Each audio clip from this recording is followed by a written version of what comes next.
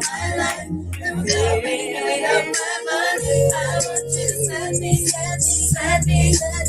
me apart. Hold me from anything that's dark.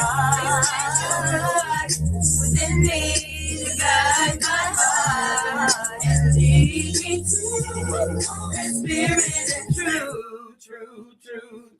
truth. Spirit and truth. Hey. Spirit and truth.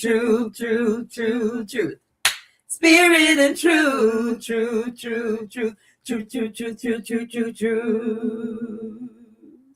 Shalom. Hey, y'all. And welcome to Keeper of My Sis. I'm Prophetess Yahca'Anna. And I'm Yahudah. And we welcome you in on this beautiful Truth-Filled Tuesday. We're over here, baby. You're going to get the truth. Mm-hmm. And nothing but the truth. So help us, YAHUAH. All praises. Shalom to you. Welcome. We're going to get started on this beautiful brand new beginning. Come on. We got a new beginning. It's a beautiful grand rise. For this is the day that YAHUAH has made. We will rejoice and be glad in it. And then we're going to taste, y'all, and see that YAHUAH is good. He is good and he's worthy. Mm-hmm. He's so awesome. Yes. He's so awesome. So awesome. Wonderful. He is. Okay, so today is our Truth-Filled Tuesday. Mm-hmm. And do you have any fun fruit-filled facts? I do. It is about the beautiful Alexa Irene. I'm not sure how to pronounce her last name. It's Kennedy or Kanadi. One of those, but she is actually still living. She is 75 years old, and she is the first Negro neurosurgeon, which is brain surgery. She is the first Negro woman to be a brain surgeon, a neurosurgeon. And she went to medical school and graduated in the 70s. And then she became a board certified neurosurgeon in the 80s. Okay. And the first Negro woman to become a board certified neurosurgeon. And she practiced until 2001. She was also a professor at Wayne State University in Michigan. And then she retired in 2001. But then when she moved to Florida, she saw that they needed a pediatric neurosurgery department. So she helped build and establish that in Pensacola, Florida. And then she actually fully retired in 2012. And now she is continuing to live her best life. She is also the co-creator of a anti-siphoning shunt that was meant to help with a condition where the brain fluid builds up in the ventricles of the brain. So she helped produce a shunt that would help alleviate that pressure and that fluid and help co-create that. So she has done an amazing thing. Like I can't imagine doing brain surgery, let alone being the first Negro woman to do that, and then to establish a pediatric department for neurosurgery as well. So all praises. Well, it definitely does. It don't surprise me because that genius runs through the veins of our people. And we were doing neurosurgeries, brain surgeries, whatever surgeries before, there was a thing called a hospital. Right. You know what I'm saying? So, that is just awesome. Kudos to you, Alexa. Yes, Alexa. Kudos to you. That's beautiful. Yes. All right. So now we are going to get into our praise and worship portion. Woo. Y'all ready? Because it's time to praise and worship. Praise and worship. Praise and worship. Praise and worship. All right. Yes.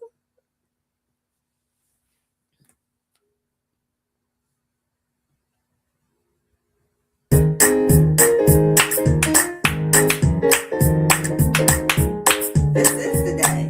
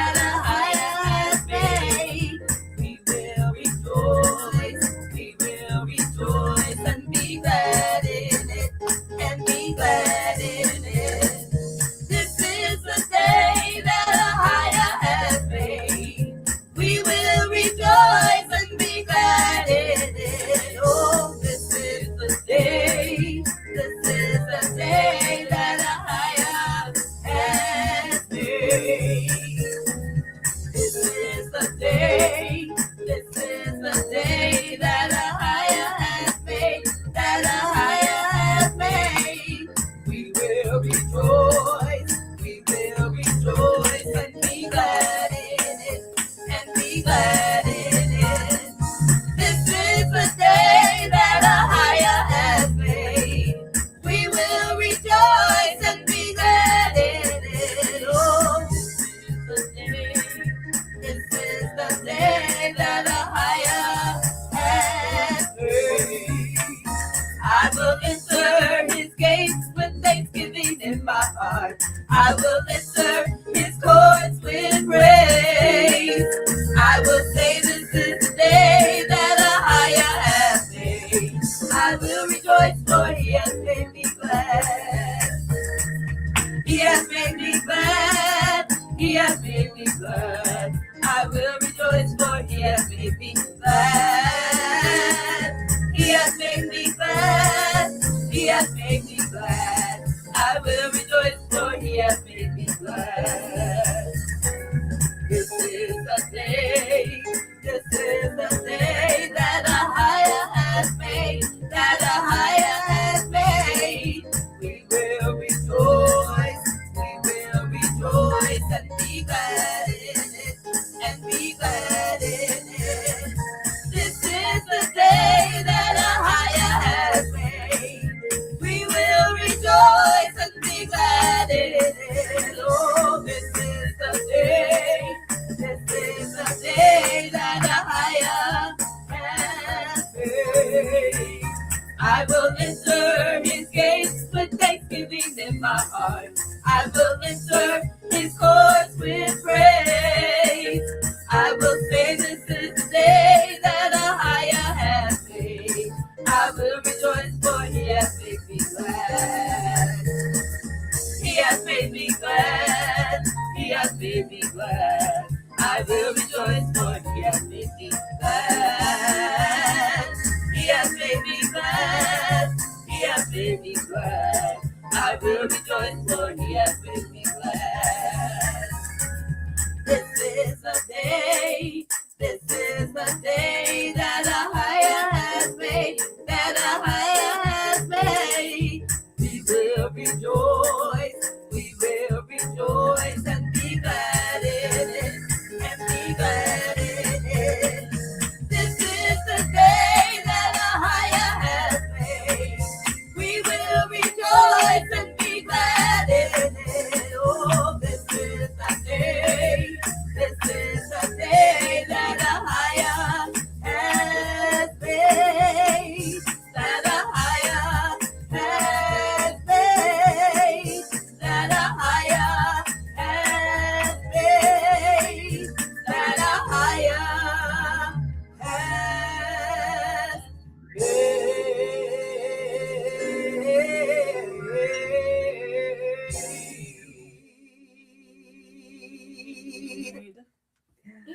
Yes, yes, yes.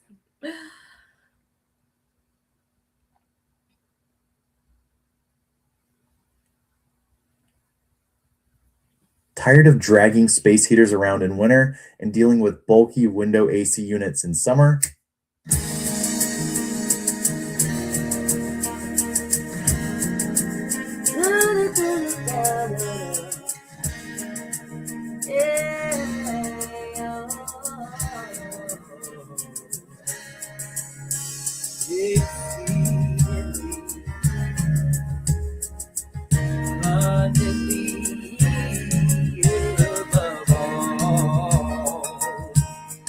All you could ask for a day, according to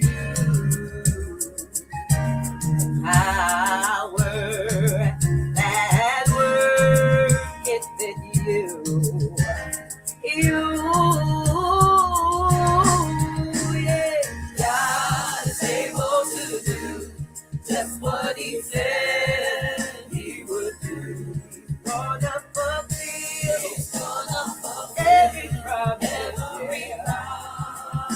to you. Don't give up on Yah. He won't give up on you. He's able.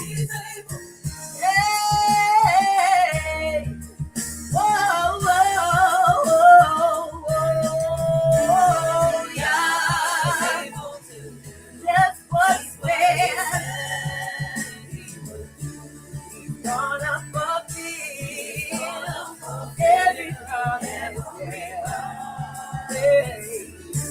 Don't give up on ya. 'Cause he won't. No, he's able. Yeah, yeah, yeah, yeah. Whoa, whoa, whoa, whoa, whoa, whoa, whoa, whoa, he's able. Say it.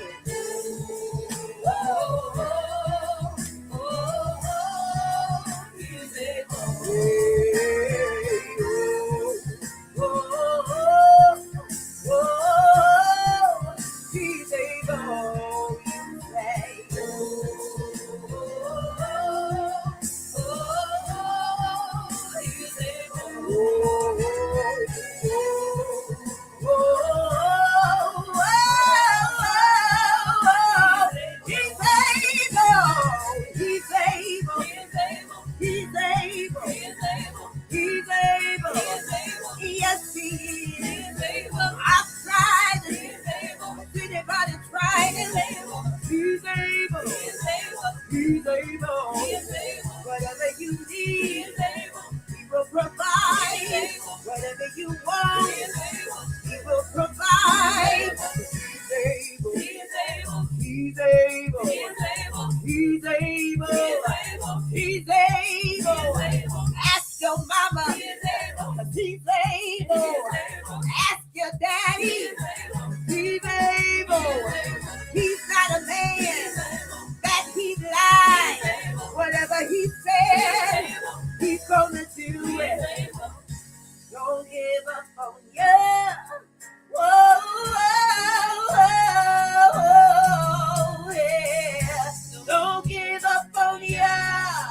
Whoa, yeah, yeah, yeah.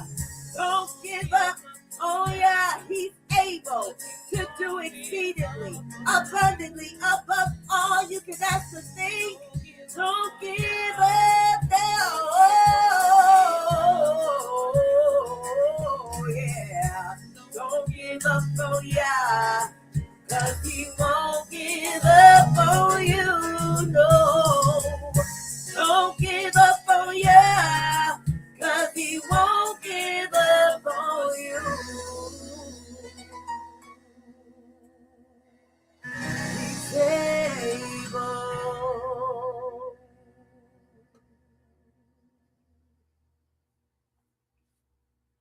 Here's something. You are able, Father. You are able, YAHUAH. Yeah. You do exceedingly, abundantly, above all that I can ask or think.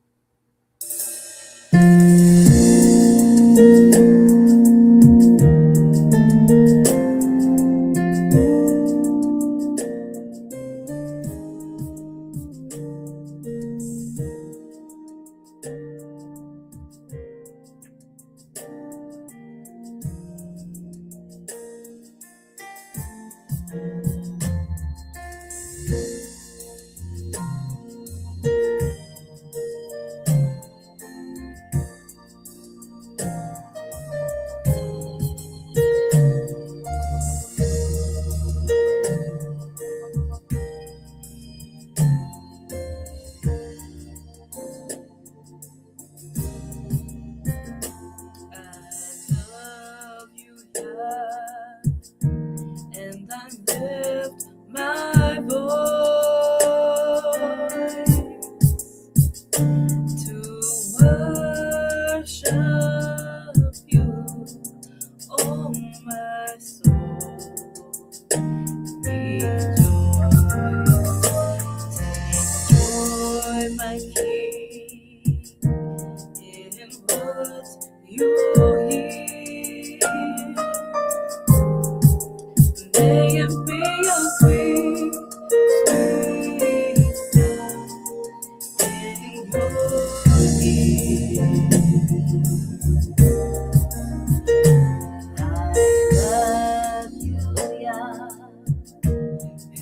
lift my voice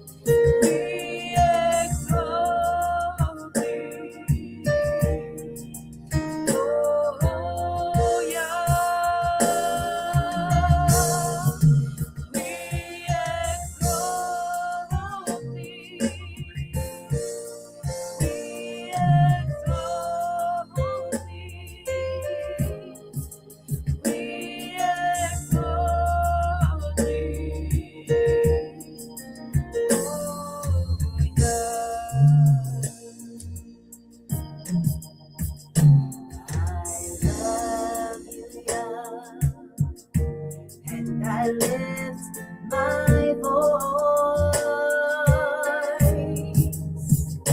to worship you, oh my soul. Rejoice, take joy, my King, in what you hear, and let it be a sweet, sweet sound in your ear. We exalt thee. We exalt thee.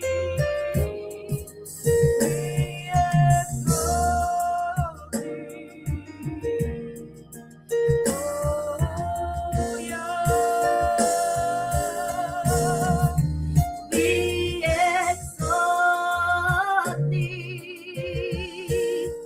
We exalt thee. Oh, we exalt thee. Oh, yeah. We exalt thee. We exalt thee. We exalt thee. Oh, yeah. Oh, we exalt thee. We exalt thee. We exalt thee. Oh, yeah. Oh, yeah. Oh, yeah.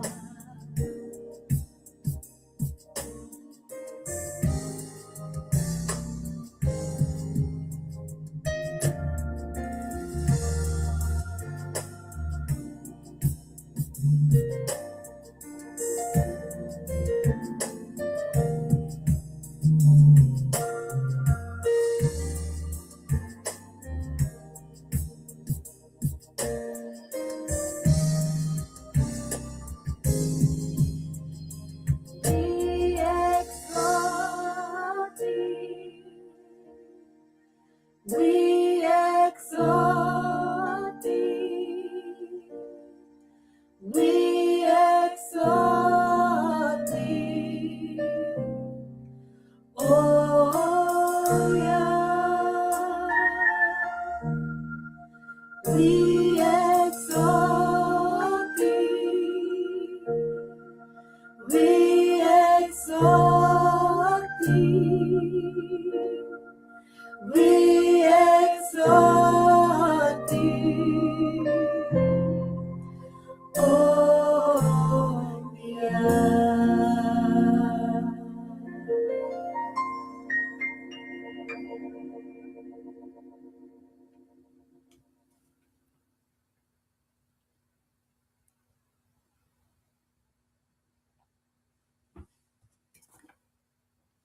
She was arrested because of what she exposed in front of thousands of people. See for yourself. 33 years work.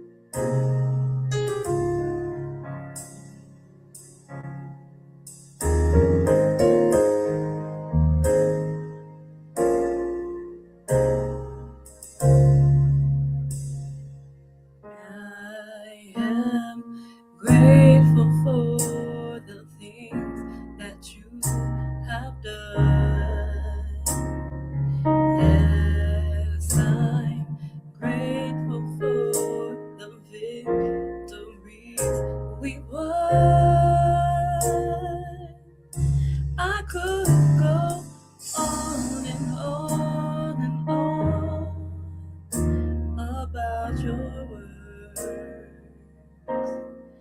because I'm grateful, grateful, so grateful just to praise you, Yah. Flowing from my heart are the issues of my heart. It's gratefulness.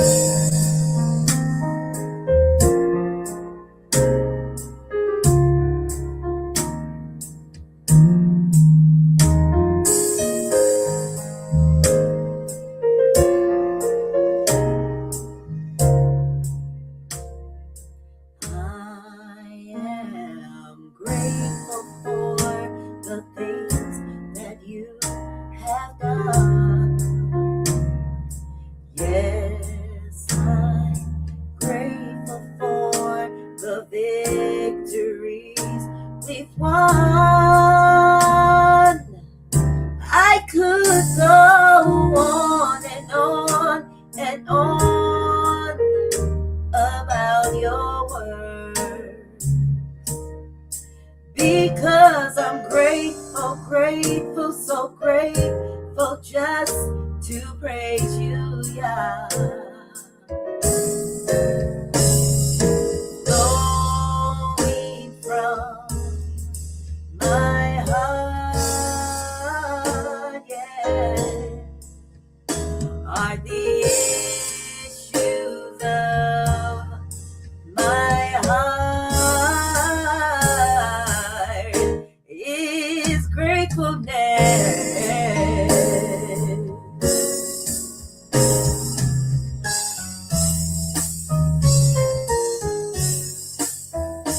Grateful, grateful, grateful, grateful, grateful, grateful, grateful, grateful, grateful, grateful, gratefulness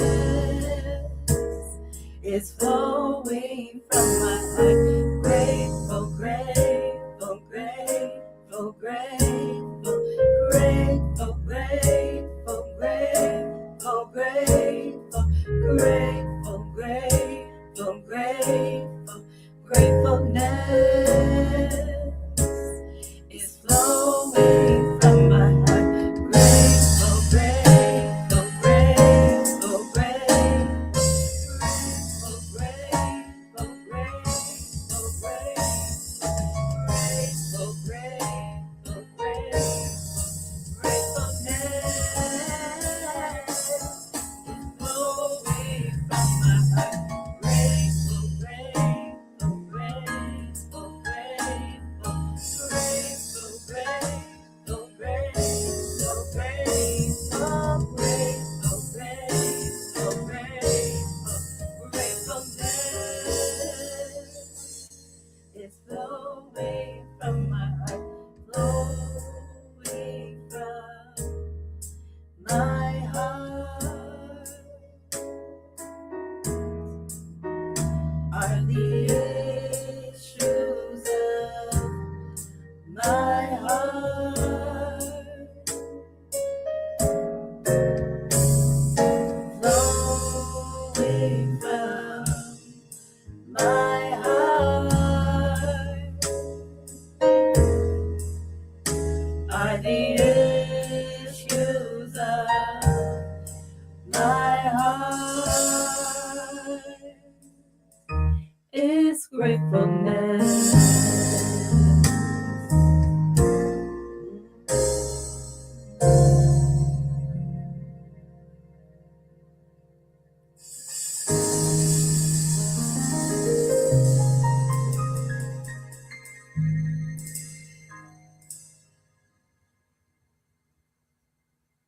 Dave, I spent everything on gifts and now.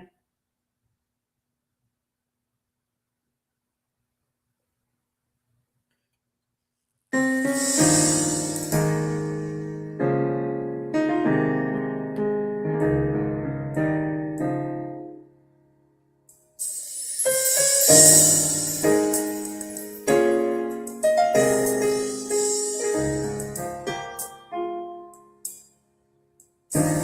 lift my hands in total adoration unto you. You reign on the throne, for you are Yah and Yah alone.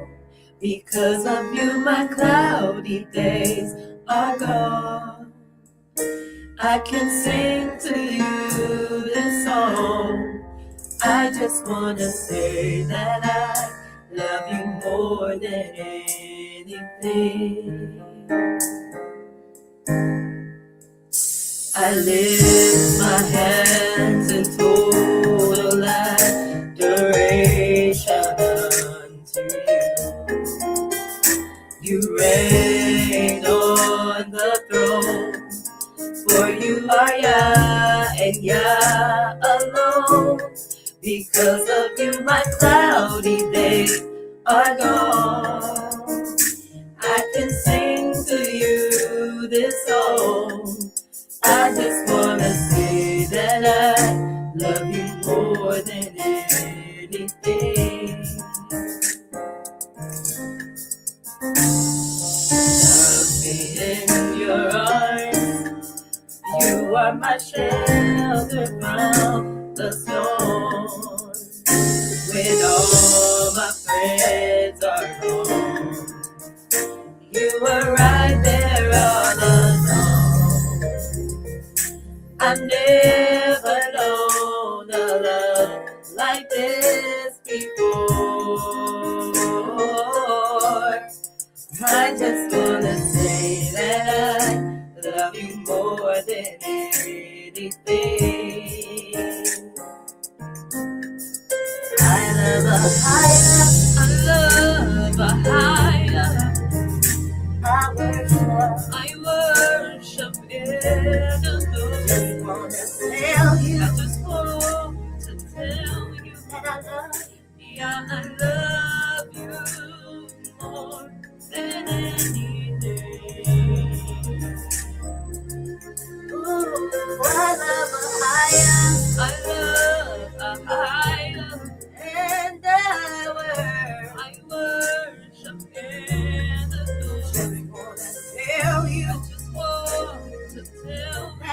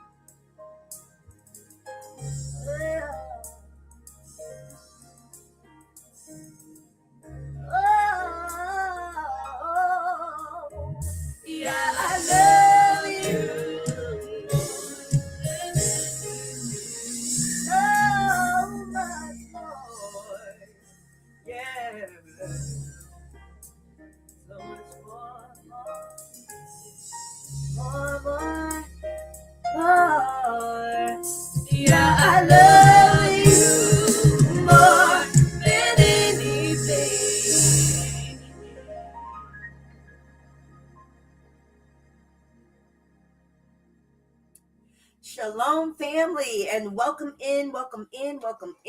Today we are going to go back into our book, Black AF. You know what AF means. Use your imagination. Ooh. Black AF history, the un-whitewashed version. We're going back. What are we on? Chapter 12. Chapter 12 we are on. This has been a wonderful book. Yes. If you don't have it, I suggest you get it. You know, if you have children that's reaching their preteens and teenage years, they need to hear this. Yes. This is put in a way where it's easily understood, but also giving historical facts. And it's pretty funny too. Yeah. It's got some hilarious moments in it. So, you know, I suggest you get this book. It has been very informative. You know, the world wants us to forget about what happened to our ancestors. They want us to forget. But the problem is the shit's still happening. Say that. That's the problem. Ain't nothing changed. Come on. We just seen a mother on the news where the police have shot her son directly in the back of his head. He on the ground. They got his arms locked up behind his back. And the police officer shoots him in the back of his head. So we're still going through the horrible brutalization from the other heathen nations, specifically the white man. So, you know, at this point, it is imperative that we remember what has happened to us in the past, but also recognize it ain't stopped. Yeah. It hasn't stopped. It hasn't stopped. The lynchings have not stopped. There was just a lynching. A 21-year-old in Georgia. Another lynching. Kyle Basinga. I think that was his name. So we got to understand that the things that happened to our ancestors never ceased. So what do we do?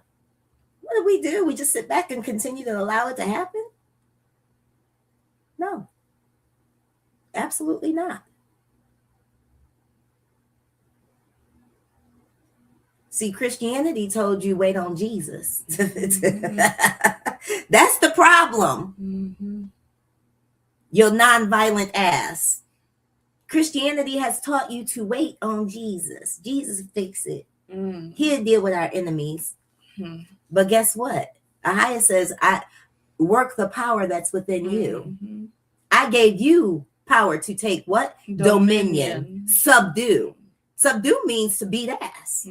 Subdue means to put under the ban. Come on. Subdue means to take control and rulership. Execute vengeance. Execute what? Vengeance. Bring right ruling into the earth. Execute vengeance. Those are the first commands Ahia, the creator, gave us. Yeah. To me, to be honest, those are the only ones he gave. Them the only ones in my little cute little mind. Them the only ones he gave. Come on. Right ruling, righteous judgment, take dominion, subdue, be fruitful and multiply. Because the other buffoonery is nothing but religion. Man-made what? Religion. Man-made rules, man-made laws. Beast system. Misogynistic. Pedophilia. Slavery, corruption, oppression. Bloodthirsty. Blood sacrificing. The rest of it is all man-made. But he gave the power to us to work it inside. And you know, I love how I'm seeing a lot of us Black people not taking the BS from our oppressor anymore. You know, male or female. Okay. Male or female. male or female. You can get it. Mhm. Male or female. Cause y'all like to chop them gums. You like to get up in people's faces. You like to put your hands on people. You like to try to tell people what to do. And guess what? You get knocked the hell out. Mhm. You getting jacked up. Cause you won't leave us alone. But you gonna learn. You gonna learn. Things are changing for the better for us. They're changing for the better for us. I don't care what it look like out there. It's getting worse for y'all and better for us. Mhm. Come on. That's why we Black folks, we Negro men and Negro women, we need to come together and keep everybody else out. Mm-hmm. And when I say everybody else, I really mean that. Mm-hmm. Don't stop including folks, because they never included you. Come on. Cubans ain't never liked us. Dominicans ain't never liked us. Mm-mm. Even the Negro ones, they never liked us. Mm-mm. Mexicans never liked us. Mm-mm. The fake people on the reservations calling themselves Indians never liked us. Africans, we know, definitely never liked us. Never. Never. So we Negro people, we have a problem of kumbayan with folks. Mm-hmm. That we should not be kumbayan with. Now, hopefully, like the Negro Puerto Rican people, they're called, I think, Tajinos. Mm-hmm. The Negro Puerto Rican, the Negro Dominican, the Negro Cuban, the Negro South Americans. There's so many nations, so many different countries, like the Negro Venezuelans, Negro Argentinas, the Negro Colombias, the Negro Brazilians. You know, there's a lot in the Negro Nicaraguas. There's a lot of Negro people. Our people spread out everywhere. Mm-hmm. But wherever we are, guess what? We're hated. Mm-hmm. You go into any of them countries, they don't like the Negro ones, which actually are the what? Indigenous people of the land. Mm-hmm. The light, white, bright ones are the sliced species. That was, you know, the whitewashing. Mm-hmm. So wherever you go, the Negro people that are usually oppressed, the downtrodden, they are the ones that are in these lands. They're the indigenous people, but you could never tell because it's always colonized and whitewashed. And so these same people that call themselves Brazilian or Colombian or Venezuelan or Dominican or Cuban, Mm-hmm. they look absolutely white and speak what? Spanish? Spanish is a what? Colonized language. Mm-hmm. That's a white man's language. Mm-hmm. And most of them look like white people. Mm-hmm. They don't look No. like us. No, they don't. At all. So, and guess what? They don't treat us with respect. No. They don't like us. They bleach their skin. If they are a Negro Dominican or a Negro Cuban or a Negro South American, they bleach their skin. Mm-hmm. They gonna straighten out that hair. Mm-hmm. And I ain't saying all of them, but most of them do. They do that to fit in, to conform, to be so-called beautiful. Mm-hmm. Not understanding they're the most beautiful people on the earth. Melanated Negro people. But we've been whitewashed all over this earth. All over the whole earth. Mm-hmm.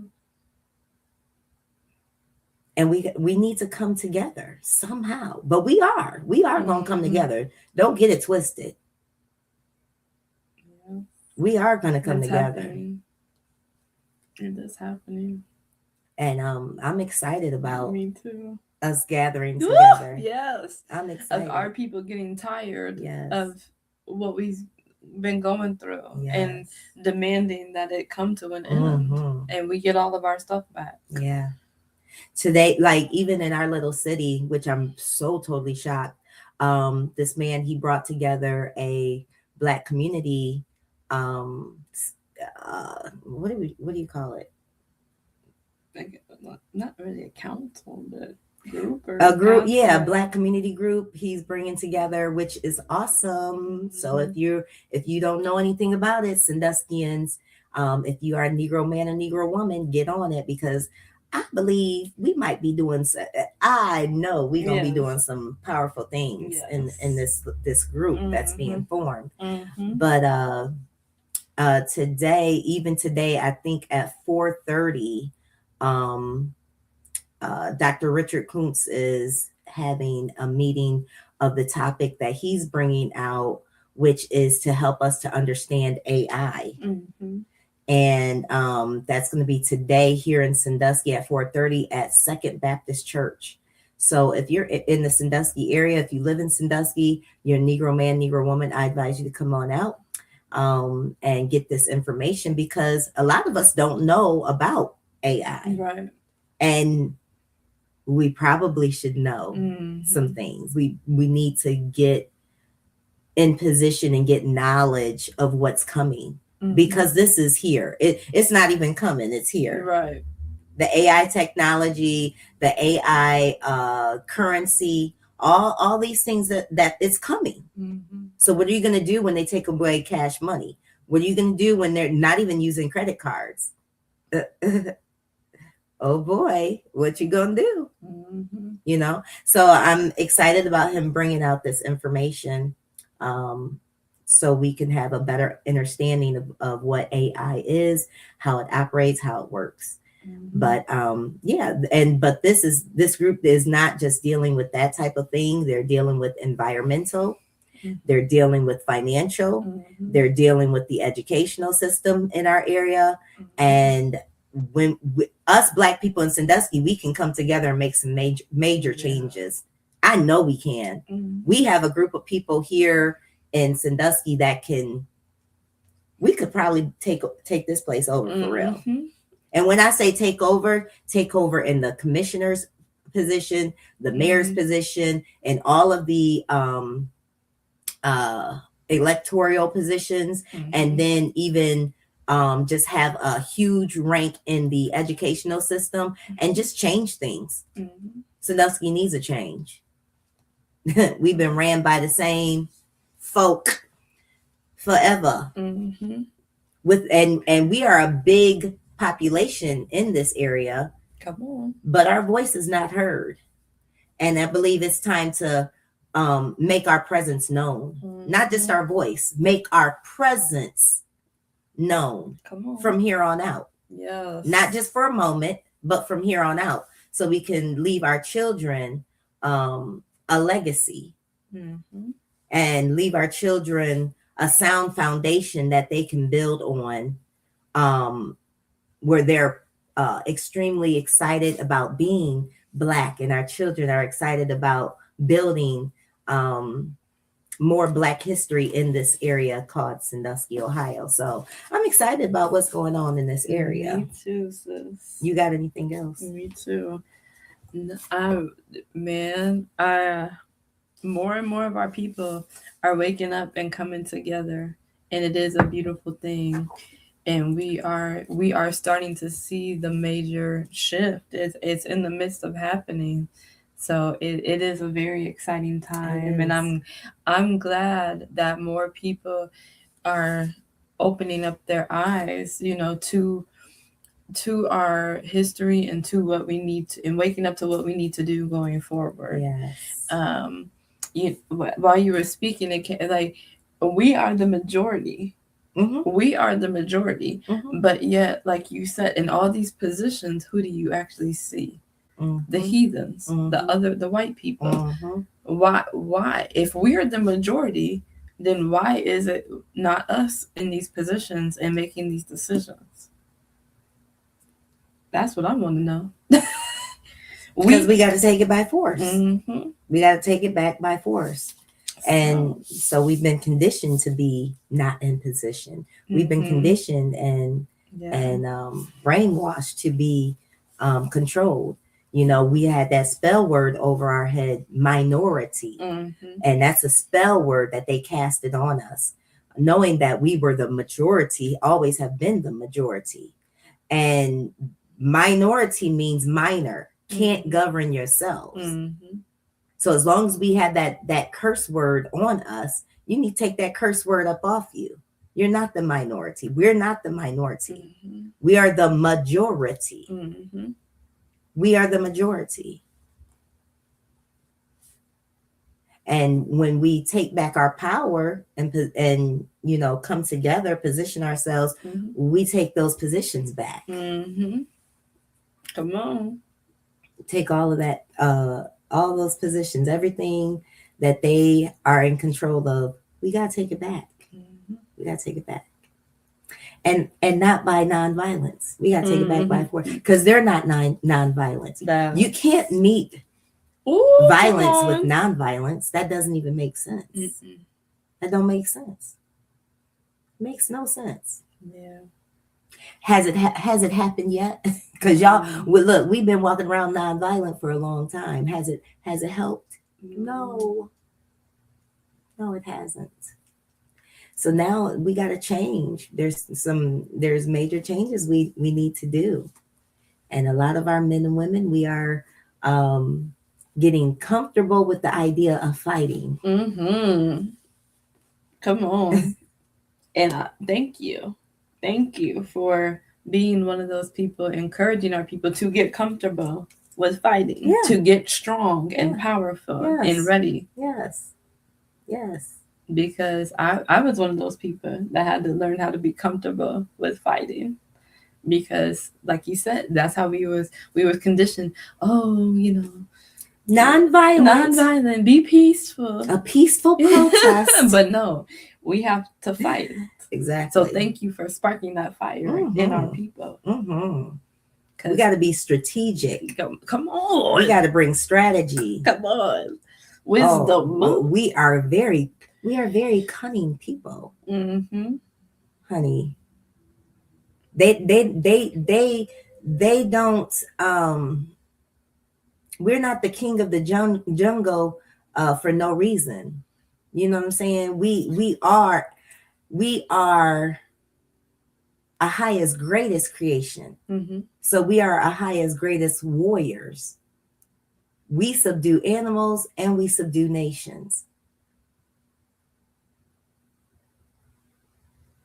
What people call beast mode. That's how we operate. Mm-hmm. We are powerful.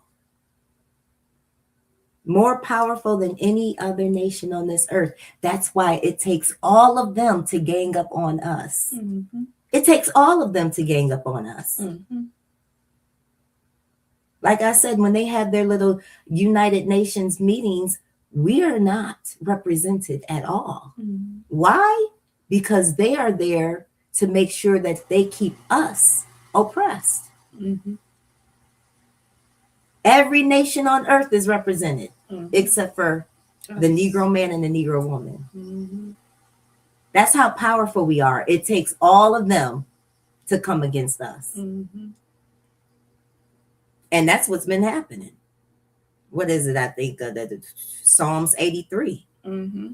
All the nations made a what? Tumult against us. To try to wipe us off. Yep. To make sure they remove our name, remove our culture, so we don't ever remember it again. Mm-hmm. But yeah. Come on. He said, when we in the land of our captives, we will remember. We will remember. It will start to come back. All praises. Mm-hmm. All right, sis, go ahead. All right. Black AF History. The Un-Whitewashed Story of America. We are on chapter 12, The Race War 3. The conspiracy theory that was true. Johnny got the job. It was 1913, and Johnny, a recent high school graduate, secured his first employment assignment at the Library of Congress, which was located a few blocks away from his childhood home.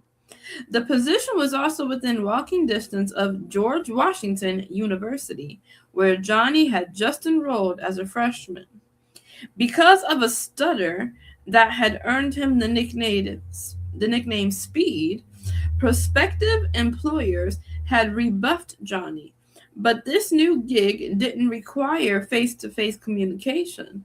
Instead, Johnny mostly sat at a desk, typing memos and learning the library's filing system.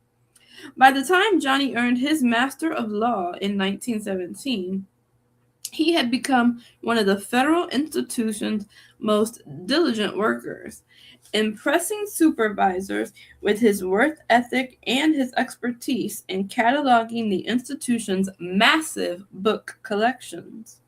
Speed would later say that his time at the Library of Congress trained him in the value of collating material and gave him an excellent foundation for assembling information and evidence.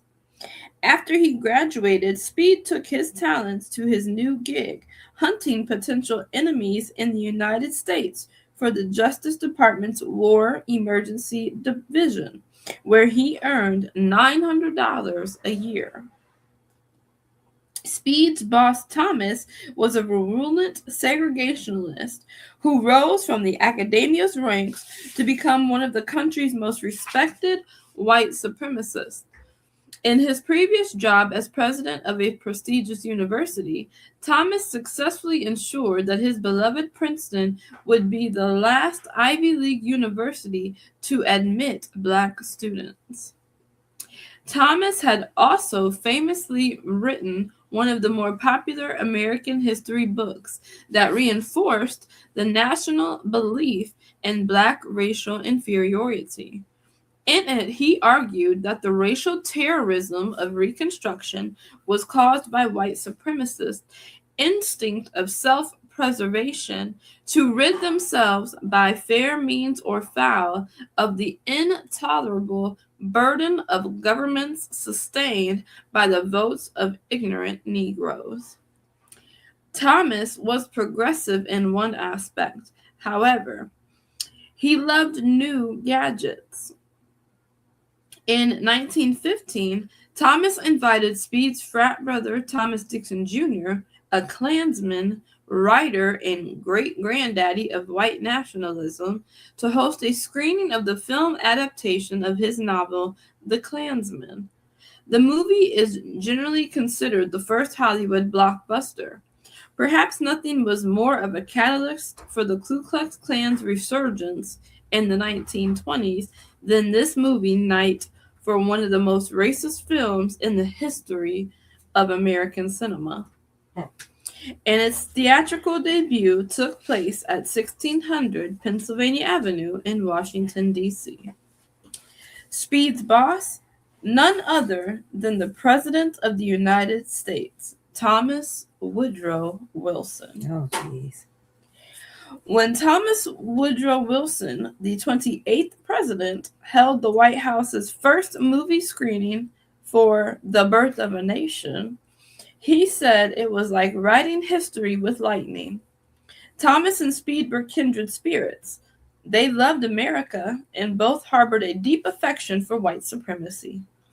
And emboldened by his boss's call to smoke out secret radical organizations, Speed took his job with fervor. In 1917, as the United States was embroiled in the Great War, Congress authorized the Espionage Act. The legislation gave the Bureau of Investigation the authority to investigate, interrogate, and surveil Americans suspected of disloyalty. In a few months, Speed had compiled thousands of files on American citizens who were suspected of being subversive. His knack for meticulously collecting and storing information landed him a promotion to head of the Radical Division, the department's new General Intelligence Division. But in 1918, a few months after Speed's promotion, the First World War ended. Still, he found a way to make himself useful. At 29 years old, Speed became director of the most advanced non-military intelligence operation in the known universe, the Bureau of Investigation. What started with a job in the Library of Congress eventually evolved into a grand conspiracy that is still being uncovered to this day. Ultimately, Speed would use his position to collect, process, and catalog detailed bits of information to identify radicals, an attempt to stop every movement for freedom and equality for the next half century. Speed was very good at his job. After World War I, many of the almost 400,000 African Americans who served in the armed forces returned to the Jim Crow South with an entirely new perspective on the world. This group of men, who dubbed themselves the New Negro, insisted on asserting their rights and speaking out against injustices. Come on. Woo. Naturally, they came back to a country that not only did not valorize them as war heroes, but approached them with increased suspicion. As Senator James K. Vardaman warned the Senate in 1917, impress the Negro with the fact that he is defending the flag, inflate his untutored soul with military airs, teach him that it is his duty to keep the emblem of the national flying triumphantly in the air, of the nation flying triumphantly in the air. It is but a short step to the conclusion that his political rights must be respected. Vardaman was one of many Americans who despised the New Negro phenomenon. Known as the Great White Chief, the pro-murder white supremacist rose to national prominence on a populist stance that included his position that if it is necessary, every Negro in the state will be lynched. It will be done to maintain white supremacy. When Vardaman ran for Mississippi's Senate seat in 1912, his redneck followers wore blood-stained neckerchiefs. The anti-immigration movement was just beginning in post-war America when presidential-inspired Klansmania was taking over the country. By the summer of 1919, the original anti-Black Lives Matter movement had mushroomed into a full-on race war. Between April and September 1919 alone, sociologist, scholar, and all-around Black genius George Haynes reported 43 lynchings, including 16 hangings and 8 men who were burned at the stake. Tuskegee University counts 76, with many of these events still being discovered. That tally doesn't include the Elaine Massacre, in which as many as 800 Black people were murdered when Klansmen covened on the Arkansas town for a good old-fashioned killing spree. But it does include March 18th, 1919, when the NAACP asked Florida Governor Sidney J. Katz to prosecute the mob who lynched Bud Johnson. He replied, "This would be impossible to do as conditions are now in Florida, for when a Negro brute or a white man ravishes a white woman in the state of Florida, there is no use having the people who see that this man meets death brought to trial, even if you could find who they are. The citizenship will not stand for it." April 4th, 1919. Residents of Blakely, Georgia were so unsettled by the appearance of Private Wilbert Little's Army uniform, they asked him to stop wearing it. Because he had no other clothes to wear, he ignored them. He was found beaten to death. His death was announced in the Chicago Defender on his 22nd birthday. No one was ever arrested. April 5th, 1919.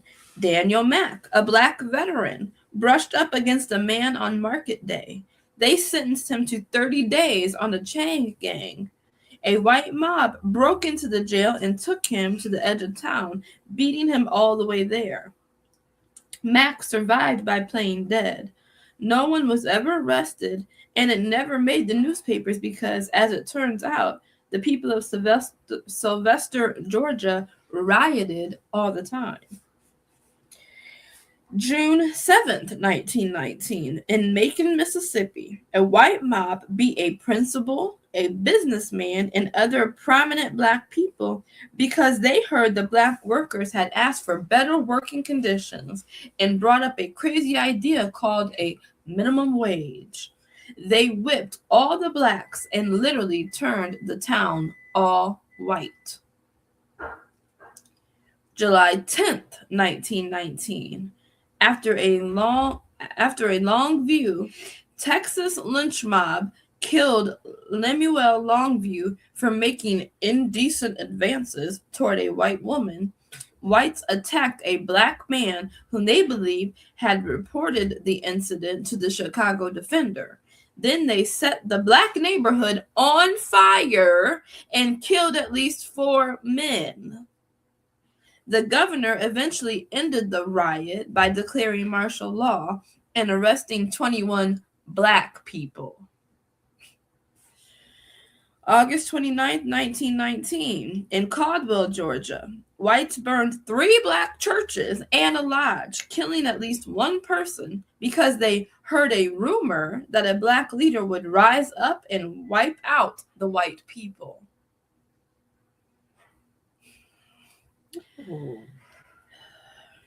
And hate-filled events weren't just limited to the South. On July 14th, 1919, an army of more than 200 white boys attacked the Garfield Park neighborhood in Indianapolis because they assumed a few black boys were following them. There were 2 riots against black people who tried to move into white neighborhoods in New York and at least 5 in Philadelphia. Out west, the Bisbee, Arizona Police Department got into a shootout with black veterans because the soldiers had the audacity to parade around town in their uniforms. To be fair, the famed Buffalo Soldiers were in town to march in an actual 4th of July parade. We can't cover every event because, well, no one knows how many lynchings took place in the Red Summer of 1919. During this period that white people refer to as racial unrest, few mainstream newspapers covered these disparate incidents or couched them as part of a greater trend. Some black newspapers, like the Chicago Defender and the Richmond Times, reported on the terrorism trend, but no one covered this phenomenon like Marcus Garvey's Negro World. Born in 1887 in Jamaica, Marcus Mosiah Garvey Jr. became one of the most controversial figures of his time for his views on racial separatism. His Universal Negro Improvement Association's Back to Africa movement was one of the most influential black movements of its time. In 1919, the UNIA's Negro World weekly publication boasted more readers than the Washington Post, the Boston Globe, and many other mainstream papers. And the Negro World reported the events of 1919 as one unified singular event of racial terrorism. Speed was taking notes. As the Red Summer raged, Speed was still investigating subversives. But with no foreign war to build a reputation on and no formal experience in policing or detective work, he had to find a new way to keep his status as a rising star in the Bureau of Investigation. And he soon did by casting white terrorism as a response to black subversive activity. To convey his growing power, Speed decided to adopt a more dignified persona. He was now known as J. Edgar Hoover. On August 15, 1919, Hoover instructed his officers in New York to compile their surveillance of Garvey and find at the earliest moment a case for deportation. Well, quiet as is kept, the rumor about Hoover is that he got black blood in him. that he was a what do they call him? A passer. Oh yeah, he passed for white. Yeah, he passed for white. That So, makes sense. and he was against his own people. Mm-hmm. Hoover's the one that formed the CIA, and he targeted black folks. Mm-hmm. But he was black. Ain't that Coon, something? man. Coon. Worse than a coon, Yeah, man. Yeah, yes. what I don't even know what word for Right. him. Come on. What word for him? Wow. All right, go ahead. A Senate report on communist activity in the United States quoted the Negro world more than any other source. Hoover's files. Did you hear that? Targeted what? The Negro world. Mm-hmm. More than any other source. Come on. Just like today. Yeah. They want to target our people like they've done. Throw Cosby, throw R. Kelly, throw P. Diddy in jail, throw our people in jail. Our man take a knee. What was his name? The one that took a knee? Colin Kaepernick? Yeah, he takes a knee. The one that was reading Hebrews to Negro. Basketball player. Kyrie, yeah. You know, so they want to target our people. Mm-hmm. But then you have the Epstein file, where every white man that's in a political position is on that file. Mm-hmm. Every white man that's in the entertainment business, every white man that's a CEO, mm-hmm. every white man that got some money is on that Epstein file, but nobody's being held guilty. Mm-mm. No charges. No charges. So Hoover, who by rumor is actually a black man passing as a white man, came up with the CIA, which was created to target the Negro world. Mm-hmm. Come on.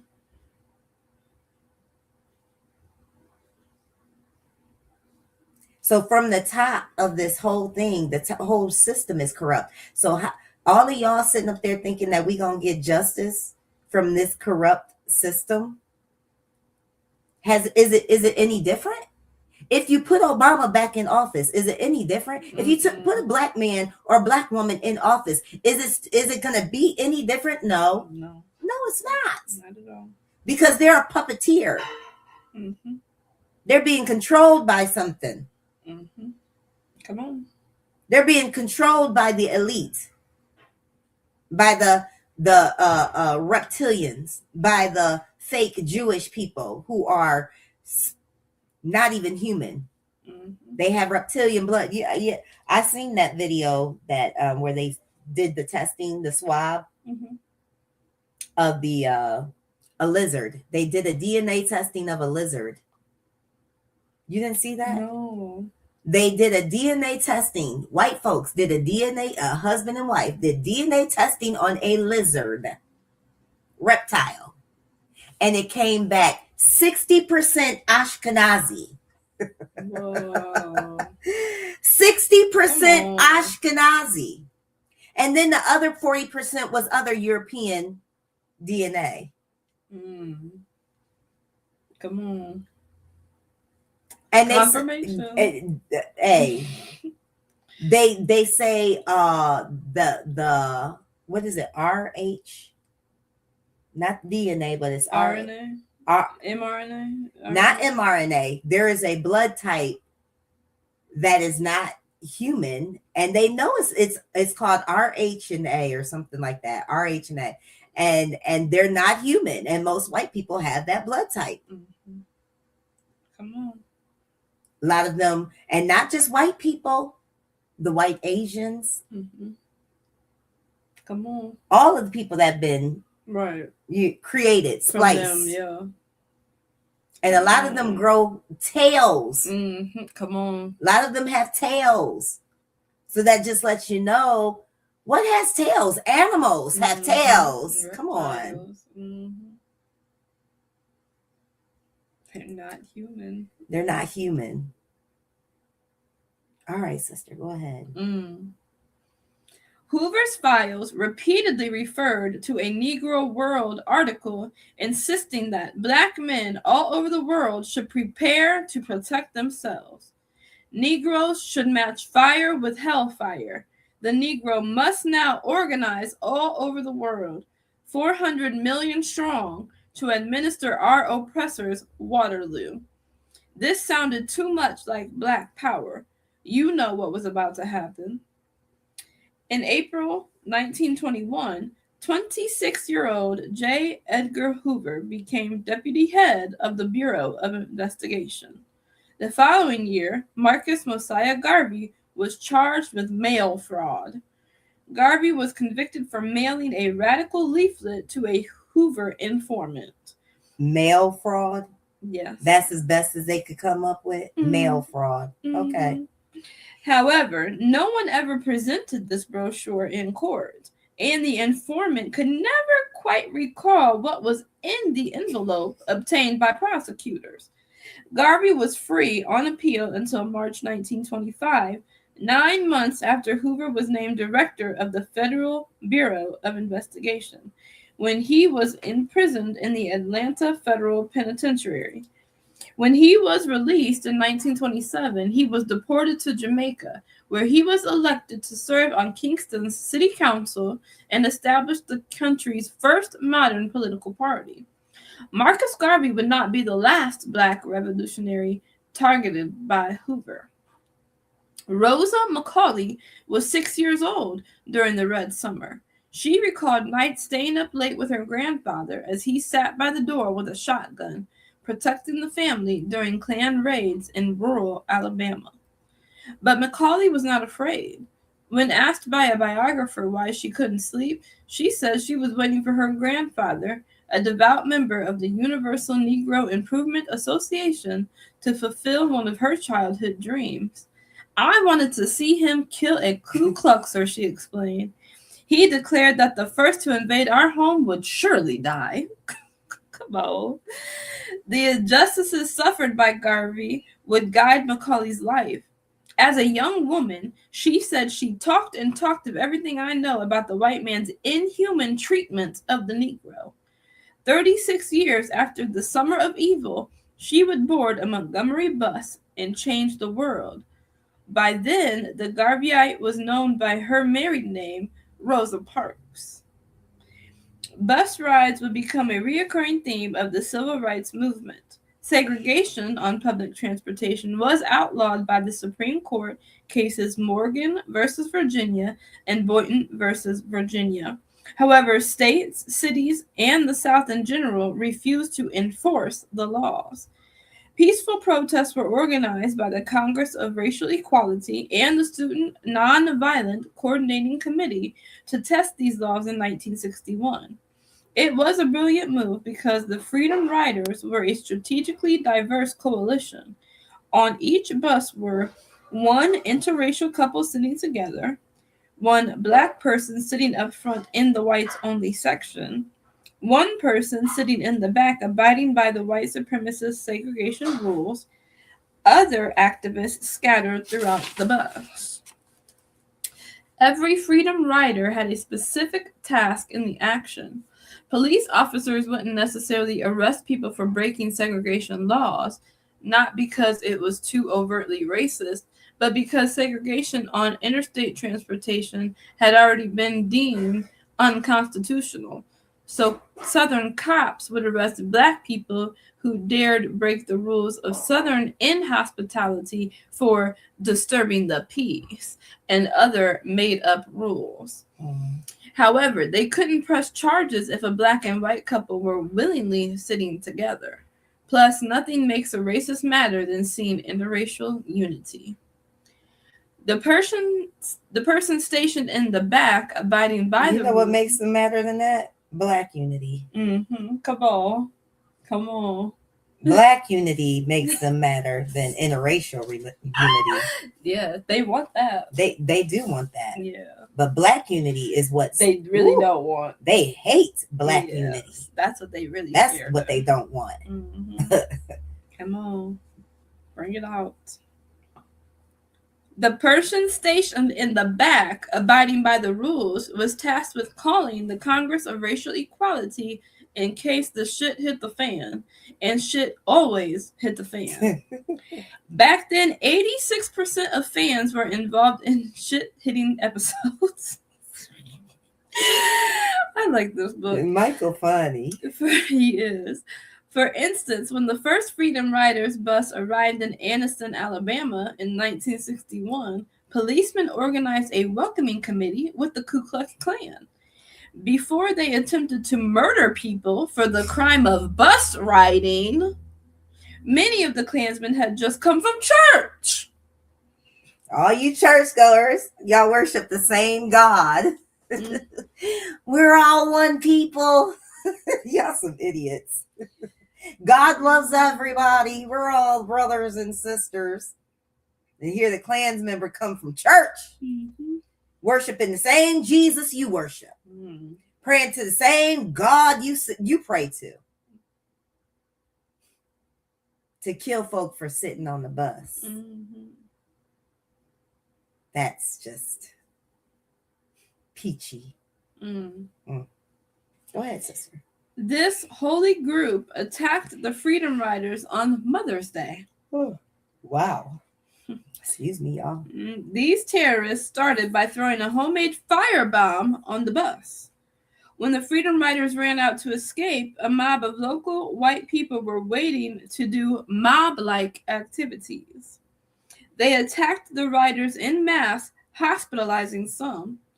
The mob waited outside the hospital, eager to further harass their victims, when out of nowhere came the blackest, bravest hero of them all, Reverend Fred Shuttlesworth. Reverend? That's what it's all right. Come on, let's hear what Rev did. Reverend Fred Shuttlesworth is one of the greatest civil rights heroes you've never heard of. He spoke at the March on Washington and helped organize the Selma to Montgomery March that ended with an attack by Alabama state troopers. Klansmen beat him with bats and chains for trying to enroll his daughter in a white school. White supremacists bombed his house twice. In all fairness, Shuttlesworth was accustomed to being bombed. He lived in Birmingham, a city that Klansmen bombed at least 40 times during the Civil Rights era, including the notorious terrorist bombing at the 16th Street Baptist Church. Shuttlesworth took no gruff from anyone, including from fellow civil rights leaders. He knew Martin Luther King from back when they were cellmates, the very era when MLK wrote the famous letter from a Birmingham jail. When MLK attempted to negotiate a truce with Birmingham's white segregationalists in 1963, Shuttlesworth wrote King from his hospital bed as he had been hit with the full force of a fire hose. "Go ahead and call it off," he told King. "When I see it on TV that you have called it off, I will get up out of this, my sick bed, with what little ounce of strength I have and lead them back into the street. And your name will be mud." When Fred heard about the attack on the Freedom Riders, he pulled up. He left Birmingham and quite literally pulled up to the hospital with an armed convoy of what he called foot soldiers. Shuttlesworth dared the white mob to do something, and you better believe those cowards fled. Shuttlesworth convoy protected the bus along the way to the next stop in Birmingham, where more cops and Klansmen were waiting with bats, axe handles, pipes, and bicycle chains. Meanwhile, Birmingham's Commissioner of Public Safety, Bull Connor, offered his protection to the KKK. By the time the bus reached Montgomery, the white mob had grown so large that state troopers couldn't stop them. More firebombs were thrown and more beatings ensued. Shuttlesworth called Attorney General Robert Kennedy, who had to call in the National Guard to protect the riders. The original group ended the first round, and in May, another group left Nashville headed for Jackson, Mississippi, where they were arrested and sent to the Mississippi State Penitentiary, also known as Parchman Prison and Parchman Farm, for, and I can't stress this enough, riding a bus. This time, however, the white mob didn't beat them because there was a powerful group protecting them that even the Klan didn't mess with. Black women. Woman Power Unlimited, a group of mostly black women, raised the money to bail out the protesters. When the Freedom Riders were released, the black women provided them clothes, toiletries, places to bathe, and food. Do you know how good Mississippi macaroni must taste after you've been in the center of a Klan rally? JFK asked CORE to cool off for the rest of the summer because it was getting too dangerous, but CORE refused. But the 2 buses of Freedom Riders didn't immediately leave Mississippi because something crazy started happening. Freedom rides started forming everywhere.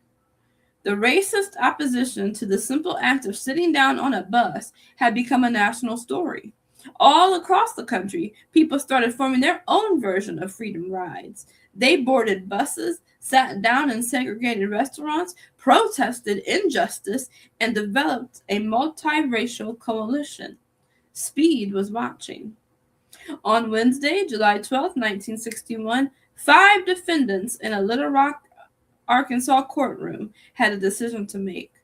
Standing in front of Municipal Court Judge Quinn Glover were 27-year-old Minister John C. Raines, 23-year-old teacher Bliss Ann Malone, 23-year-old artist and housewife Janet Rience, 18-year-old student Annie Lumpkin, and 30-year-old minister Benjamin Elton Cox. After lecturing the group for their assault on the city, Glover presented the 5 Freedom Riders with a proposition that seemed as if it was ripped from the pages of a dime store novel. They could pay a fine of $500 and spend 6 months in jail, or local police could escort them to the edge of town. Raines and Rience were white, while Malone, Lumpkin, and Cox were black. Each had been charged with breach of peace for participating in the Freedom Rides. Glover's offer seemed like a deal. The defendants had already been assaulted by a crowd of more than 300 people and spent 2 nights in jail. The group discussed the offer, and Raines informed officials that he, along with the others, had made a decision. They chose jail. The fines and sentences were ultimately suspended after an apology to the city, but the experience left a bitter taste in Raines' mouth. Raines had joined the Freedom Rides after reading about how Klansmen attacked, beat, and firebombed Freedom Riders in Anniston and Birmingham, Alabama. He was told to expect resistance from Klansmen, but couldn't help wondering how the white supremacists always seemed to pick the right bus. As one fellow Freedom Rider, a guy named John Lewis, asked, "How do they be knowing?" 2 years later, on September 15, 1963, Raines lent his support again after Klansmen bombed Birmingham's 16th Street Baptist Church, killing 14-year-olds Addie Mae Collins, Cynthia Wesley, and Carol Robertson, along with 11-year-old Carol Denise McNair. Raines and hundreds of civil rights activists converged on Oxford, Ohio, on June 13, 1964, to train for the Student Nonviolent Coordinating Committee's Freedom Summer. 1964? Mm-hmm. So that's 1964. My mom and them was I think almost grown. My mom was born in 52.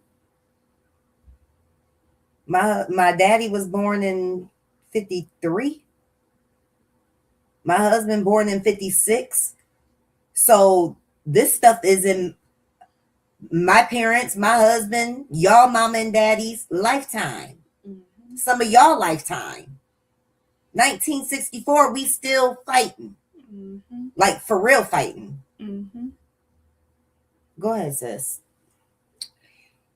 On June 13, 1964, to train for the Student Nonviolent Coordinating Committee's I hate that word, nonviolent. Freedom Summer. I hate it.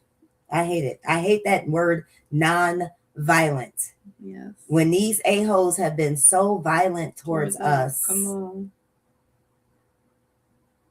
our nonviolence Nothing has but violence. our nonviolence has gotten us nowhere. No. Nowhere. Except beat. Killed. And killed. Thrown in jail. Lynched. Mm-hmm. Bombed. Mm-hmm. From their jealousy. Mm-hmm. It's straight, all of it's jealousy and envy. Yes. Because you don't want us sitting in the front of the bus. Yeah. That's some kind of hatred. It is. And y'all talking about y'all want to be nonviolent?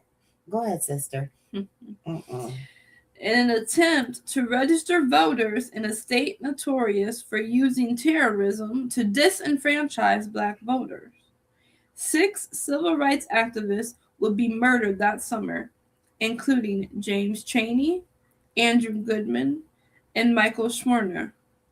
35 more would be shot, 80 would be beaten, and more than 1,000 would be arrested. Almost 90% who showed up for the registration were white. After Freedom Summer, Stokely Carmichael, one of the original Freedom Riders, moved to Mississippi to register voters there. The young activists then moved to Selma to participate in the Selma to Montgomery marches. Viola Louiso, a white woman who had seen the Freedom Rides, also traveled to Selma to help with the demonstration. She provided first aid, and after entertainers performed for the civil rights protesters, she volunteered to drive activists to the airport. That's when a group of Klansmen saw her with a 19-year-old Black man in the car and opened fire, killing her. White residents in the area, however, dismissed the outrage because Louiso was rumored to have driven down to Selma because she had a penchant for Black men. During Selma's March for Voting Rights, Carmichael grew disillusioned of watching peaceful protesters get brutalized and decided to replicate the success of the Mississippi Freedom Party in Alabama's Bloody Loudons County, a county that was 80% Black. Because of white violence and a history of lynching, as well as apathy from local judges, less than 1% of the county's Black residents were registered to vote. Wow. While organizing the Lowndes County Freedom Party, the LCFP, the young organizer noticed that Black people in the county all carried guns for self-defense, a move organizers saw as just common sense.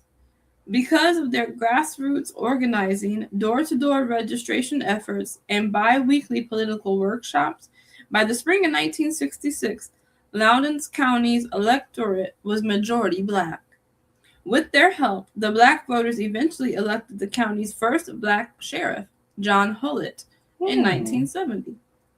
Hullett would later become Lowndes County's first Black probate judge. By the time Carmichael left Alabama, people were using one of his morale-building phrases that he had been chanting since the Freedom Rides, Black Power. The LCFP eventually merged with the Democratic Party, and the young organizer would be named chairman of the SNCC. Another group would later get permission to use the LCFP's mascot, Carmichael created to counterbalance the Democratic Party rooster logo, the Black Panther. On March 8, 1964, Malcolm X announced that he was leaving the Nation of Islam to start his own Black nationalist movement. The decision was closely monitored by Speed and his crew. The Black... Oh, they didn't like that. Mm-mm. Now they're telling you, whether you believe it or not, they're telling you exactly why Malcolm was unalived. Because he left the Nation of Islam. He didn't leave being a Muslim. He left the Nation of Islam and their religious beliefs to start his own movement. Go ahead, sister. The decision was closely monitored by Speed and his crew. And the Nation of Islam collaborated with white American government to have that man unalived. Mhm. They worked together to do that. Yeah, they did. Believe it. Go ahead, sister. The black Muslim leader had been surveilled by the FBI for at least a decade, with the Bureau putting him in their Communist Index in 1953, noting that members of the Muslim cult of Islam referred to white men as devils. Woo! In April 1964. But Islam, listen to the words, okay? Islam, is IS in that? Mhm. Muslim, is IS in that? Yeah, it is. Yeah, well, yeah. At the end. The IS is in that, right? Catholicism, IS is in that. Mm-hmm. IS is a god.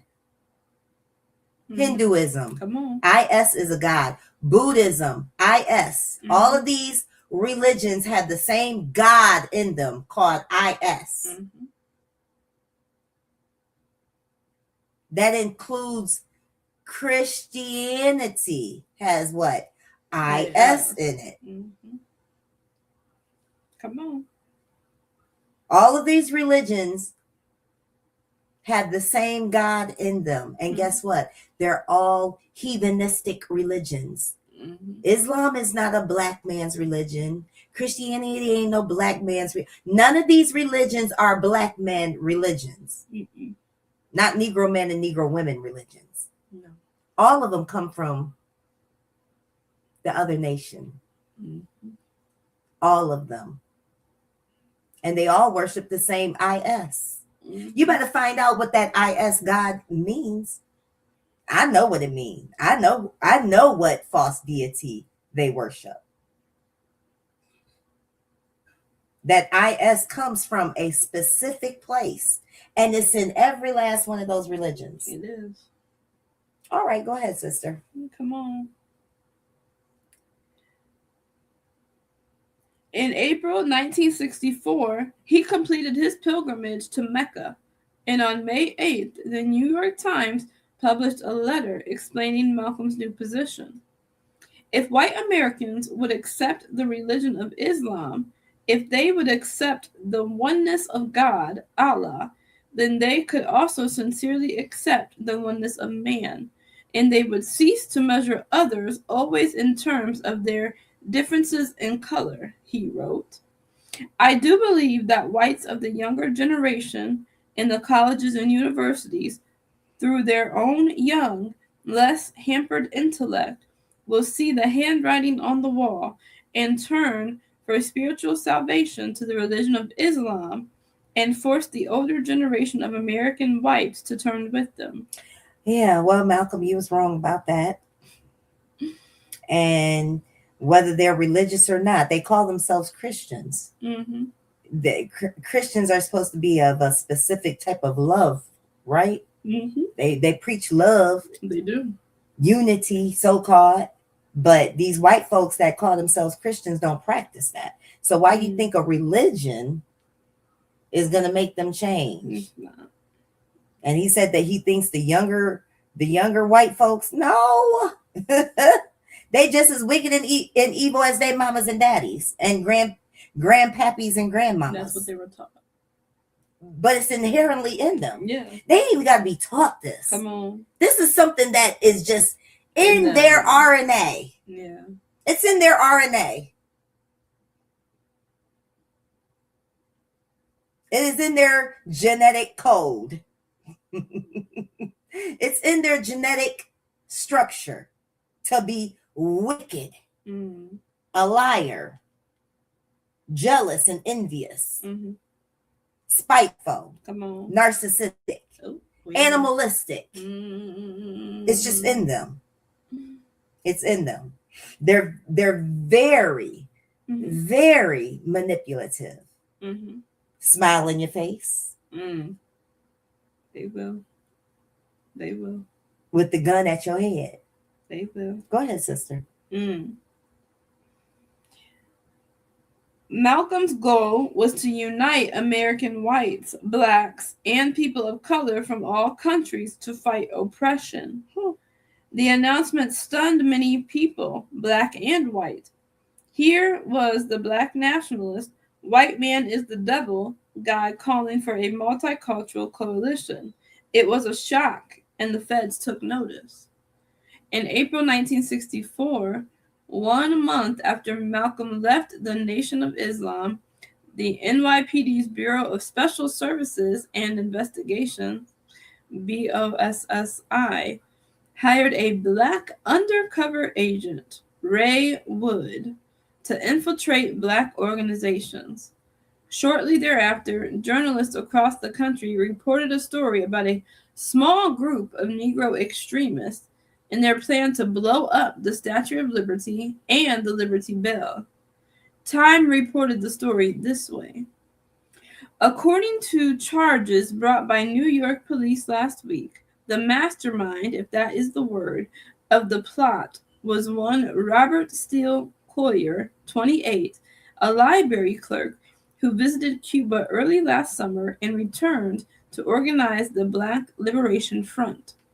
Also charged were Walter Augustus Bowie, 32, a one-time trumpet player who used to lead a combo called the Angry Black Men, but more recently has worked as a $50 a week New York settlement house youth leader, and boyish-looking Khalil Sultan Saeed, 22, son of an Arab-descended Negro who runs a Brooklyn delicatessen. And then there was husky 6 foot 1 inch, 200 pound Raymond A. Wood, 31, a former Chester, South Carolina high school football star. The plotters were seeking to create a spectacular sort of disturbance that would dramatize the troubles of U.S. Negroes. Bowie, Saeed, and Wood started scouting around last month, visiting the 300-foot-high, 225-ton Statue of Liberty in New York Harbor. Obviously, blowing up the Statue of Liberty would be as spectacular an event as anyone could wish for. That June, FBI Director J. Edgar Hoover sent a telegram to the New York FBI offices that simply said, "Do something about Malcolm X." He was no longer a marginal figure in an obscure religion. He was speaking at Oxford University, meeting with heads of state from around the world, and had been invited to serve in the governments of 3 African countries, Ghana, Algeria, and Egypt. Something just hit my spirit. Go ahead. On February 14th, 1965, Malcolm X's house was firebombed while he and his children slept. By the time Malcolm's bodyguards arrived, the police were there. Malcolm suspected that the Nation of Islam was behind the bombing and wanted him dead because he was being openly critical of Elijah Muhammad. As Malcolm sat in a police car with his bodyguard, he repeatedly told the police that he ran to grab his firearm after a Molotov cocktail crashed through his window. He knew he was under surveillance by the FBI and the local police force, yet he insisted on telling police that he, a felon, was in possession of not 1 but 2 firearms. But for some reason, they wouldn't take him into custody. It was almost as if they wanted him on the streets. A week later, on February 21st, 1965, 3 men charged the Audubon Ballroom staged at a meeting. The Audubon Ballroom stage at a meeting for the new Black nationalist group, the Organization of Afro-American Unity. The armed infiltrators stood up and released a barrage of bullets from 2 semi-automatic handguns and a sawed-off shotgun. Wood quickly left the scene, and the iconic leader, El-Hajj Malik El-Shabazz, Malcolm X, was rushed to a nearby hospital. Malcolm X was dead. Speed was still not satisfied. Around the time of the Freedom Rides, a young student named Fred Hampton joined the NAACP, assuming a leadership role within his local chapter that led him to grow Chicago's West Suburban Branch's Youth Council to 500 members. Hampton had long been involved in on-the-ground activism. He started his own free lunch program at 10 years old, cooking meals for neighborhood children. When Black students were excluded from his high school's homecoming contest, Hampton organized a walkout. The attention from the protest forced his high school to hire more Black teachers and diversify the administration. Okay. But his opposition to the Vietnam War led him to look for something more powerful. That's when he found the Black Panther Party. Well, actually, the Black Panther Party found Hampton. And by the time who else was against the Vietnam War? The Black, they did this they not mentioned in this book. There's another activist that was in that same era, in that same time, against the Vietnam War. And it was one of our people? One of our people. Oh, you're Muhammad Ali. My hero. My hero. Yes, my hero. Cassius Clay. Don't call him that. He don't like that name. Okay, my bad. That's his heathen. That's his that government name. You're right. Muhammad Ali. Yes, he was against the Vietnam War. Yeah. He said, "Why should I go over there and fight them folks? They never did nothing to me. They never took my freedom. They never downtrodden on me and my people." He said, "I'm gonna stay here and fight you." Right. Come on, white man. Come on. He wasn't scared to tell them. The one who really need fought. He was not scared to tell them, and he went to jail because he wouldn't go to war. They purposely drafted him. Mm-hmm. Come on, and he refused. What if all the Black people would refuse to fight for this country? Ooh, come on. And come out of the military? Come on. What would happen if all you Negro men and Negro women would just say, "You know what? I'm not fighting for y'all no more. Y'all wicked." Mm-hmm. Go ahead, sister. Because America is wicked. The whole governmental system of America is wicked. Everything it was founded on is wicked. And I encourage, and I got family members in the military, unfortunately. But I encourage anybody that is a Negro man and a Negro woman, disconnect yourself. Get out. Mm-hmm. Get out of that. Stop. Take what you've learned and get out of there. Yeah. And come and be the armed forces for our people. Mm-hmm. All right, sister. There is a group I've seen on Facebook a couple times, and there's one guy, the one king, he is not afraid to get up in their face. I think they do call themselves the Black Panthers or something like that, something similar, but they are people, they protect our children, they protect our communities. I think they're in the Philadelphia area. All praises. If I'm not mistaken. All praises. And we need more of that. Yes. We need more of that. They will straight up tell the police, y'all not about to come doing no nonsense over here. Mm-hmm. And that's what I really would love to see that happen in Sandusky, where our people raise up armed forces and put these heathen. Mm-hmm. Look at this. Somebody pointed out the word ICE ain't nothing but the police. What's in the middle of the word police? ICE. In the middle of the word police is ICE. Mm-hmm. Come on, man. Mm-hmm. They all working together. Yes, they are. They are. And our people need to bring their military skills, their fighting skills, their combating skills. Some of y'all warriors and they never been trained. You just in here. It's in you. Mm-hmm. It's in you to be able to fight and battle. Come on. And conquer. Bring all of that to our people. Yeah. So we can start governing our people, protecting our own people, watching out for our own people, our men, our women, our children, our elderly. Mhm. All right, sister. Come on. Girl, we need to go to the range. I want to go to the range. No, for real. I want to learn to shoot, and I want to go to the range. Yes. We need to do that. All of our people need to learn how to shoot. I want to do and that. we need to start teaching our children. Yeah. Woo! Okay.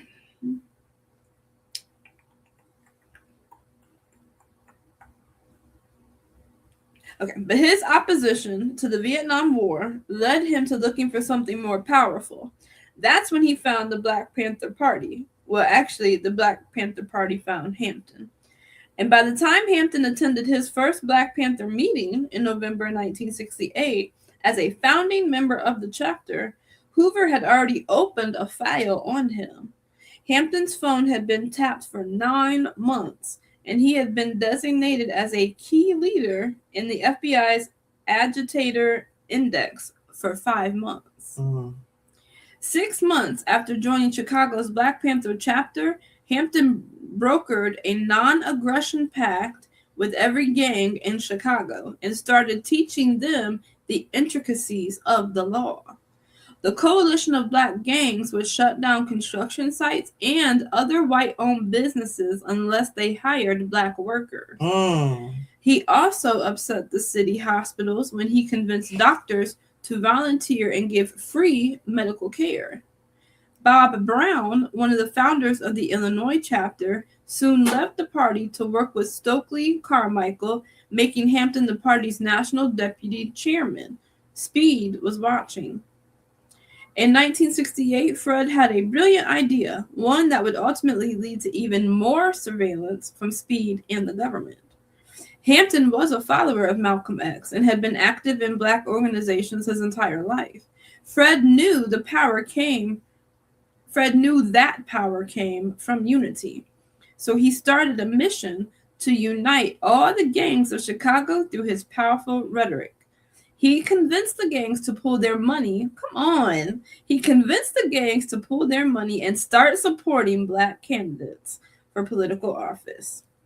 The street gangs formed a truce and united to monitor the police in Black neighborhoods. In 1969, Hampton organized the United Front Against Fascism Conference. Calling the conglomerate the Rainbow Coalition, the group included Black gangs, Puerto Rican gangs, and others. The multiracial collective united under the principles of economic kinsmanship. From July 18th to 21st, 1969, more than 5,000 organizers from across the United States attended the conference, including lawyers, politicians, and civil rights activists from all walks of life. The coalition was united under the idea that universal freedom couldn't be achieved until Black liberation became a reality, and that Black liberation could only be achieved through armed self-defense and community control of the police. That's right. That's right. Woo! Black liberation could only be achieved through armed self-defense and community control of the police. During this conference, the Puerto Rican Young Lords promised solidarity, as did the Red Guard, a Chinese American group. And here is why Fred was dangerous. Of the 5,000 who were in attendance, more than 3,000 were white. Think how charismatic Hampton must have been to convince white people to essentially agree that the lives of Black people actually mattered. Fred was creating a national coalition for armed resistance against racism. Armed resistance against racism. That's what we talking about, sis. Yes. Woo! Yes. Even the Young Patriots adopted the Panthers' 10-point plan, which was astounding to many in attendance, because the Young Patriots was a group of white Southerners who were trying to reclaim the Old South slur redneck and turn it into a badge of honor. Fred was organizing the next phase in the civil rights movement, and of course, Speed was taking notes. Knowing that the FBI was watching his every move, Hampton had a bodyguard. William O'Neill was the director of chapter security and wouldn't let Fred out of his sight, even renting an apartment for Hampton. Sometimes O'Neill was a little too dedicated to the movement, like the time he started a gunfight against the Blackstone Rangers, one of the deadliest gangs in Chicago. Hampton spent countless hours trying to mend those fences, but Jeff Fort, founder of the Rangers, never trusted Hampton again. To make matters worse, in November 1969, while Fred was meeting with the Black Panther Party's national spokesperson in California, O'Neill instigated a shootout with local police officers.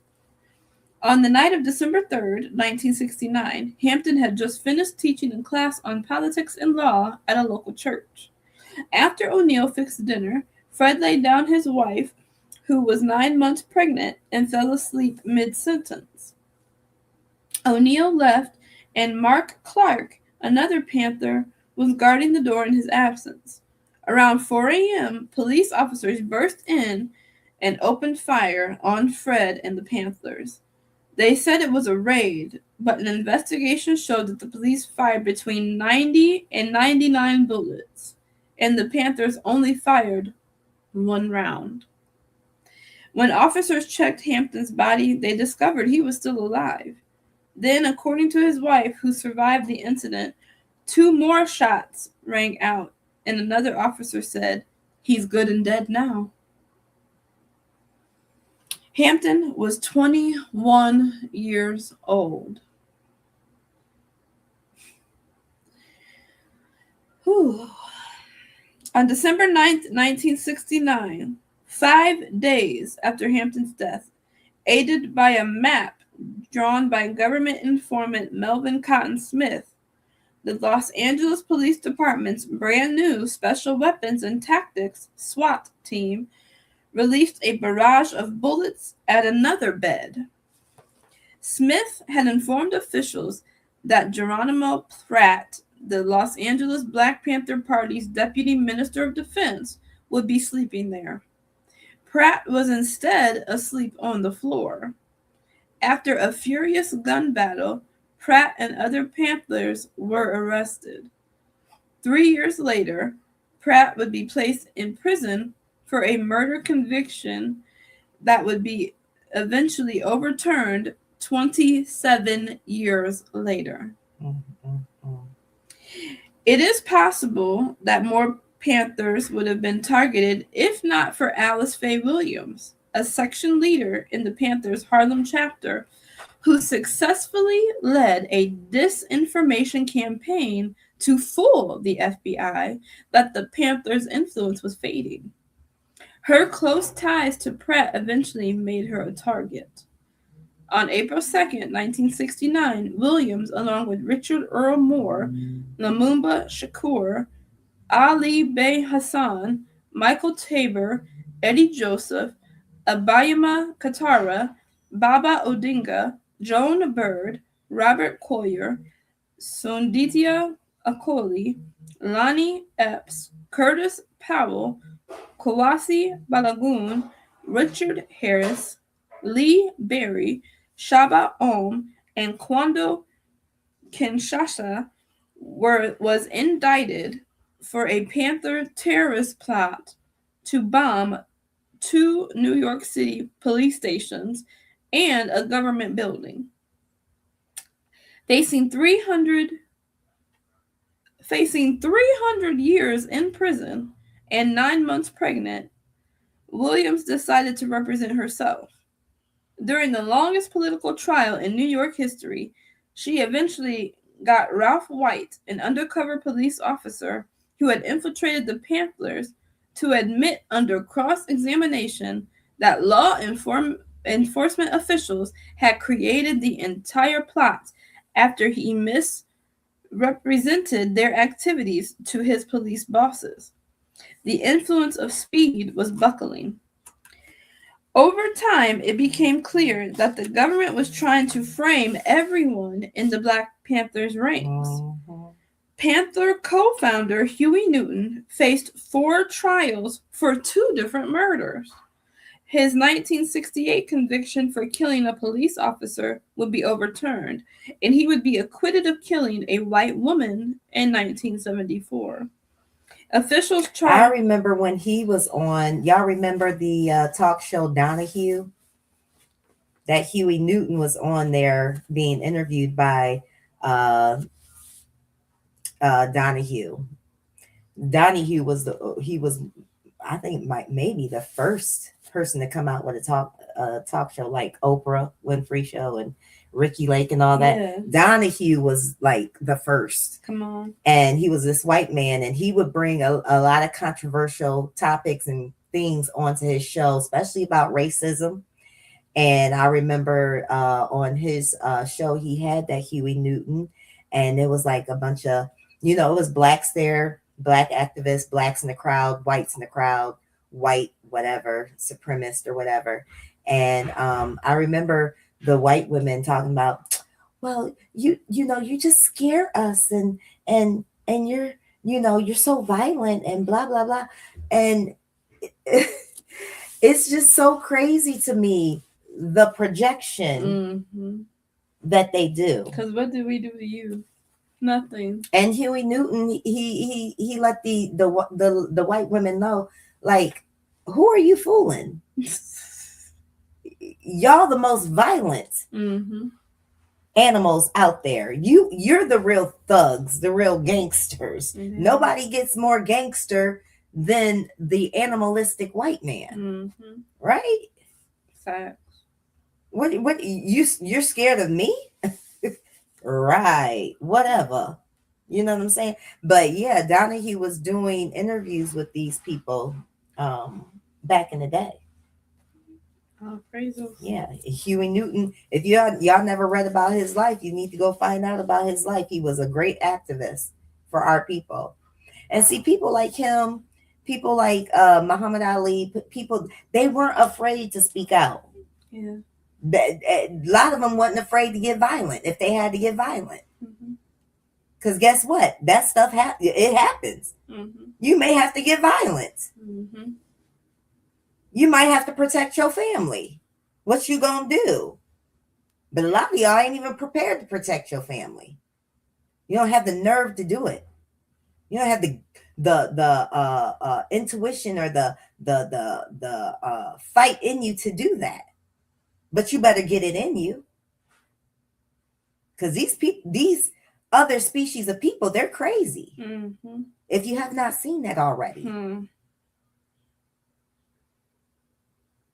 If you haven't seen that already, you need to wake up. Wake up. All right, go ahead, sis. Officials charged Panther co-founder Bobby Seale with murder because he happened to be in town for a few hours when the death took place. Seale would beat the case, but not before he faced conspiracy charges for organizing an anti-war protest in 1968.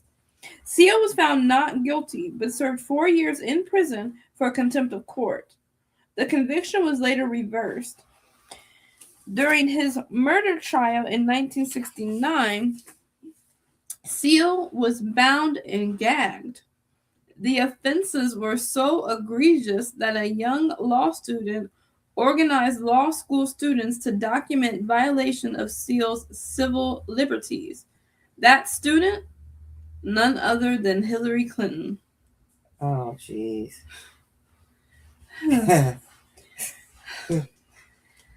Okay. By 1971, the white freedom rider John C. Raines had settled down, married, had children, and was a minister and professor at Temple University. Raines rarely talked about his time in the civil rights movement because he always ended up sounding like a conspiracy nut. He had come to believe that the FBI and the CIA were using dirty tricks to derail the movement for equality and were responsible for the deaths of its black leaders. By then, many had... How's that a conspiracy when it's truth? Right. Like, how is it non-believable? Go ahead, sis. By then, many had even declared the era of civil rights to be a thing of the past, but some people still remembered. One night that March, while the world was enraptured with the boxing match between Muhammad Ali and Joe Frazier, a group of anonymous activists broke into an FBI office in Media, Pennsylvania, and stole a treasure trove of documents. As they left to look through the pile of papers, Raines stopped by a payphone and delivered the following statement to a journalist at Reuters. On the night of March 8, 1971, the Citizens Commission to investigate the FBI removed files from the Media, Pennsylvania office of the FBI. These files will now be studied to determine 1. The nature and extent of surveillance and intimidation carried on by this office of the FBI, particularly against groups and individuals working for a more just, humane, and peaceful society. 2. To determine how much of the FBI's efforts are spent on relatively minor crimes by the poor and powerless against whom they can get a more glamorous conviction rate, instead of investigating truly serious crimes by those with money and influence, which cause great damage to the lives of many people. Crimes such as war profiteering, monopolistic practices, institutional racism, organized crime, and the mass distribution of lethal drugs.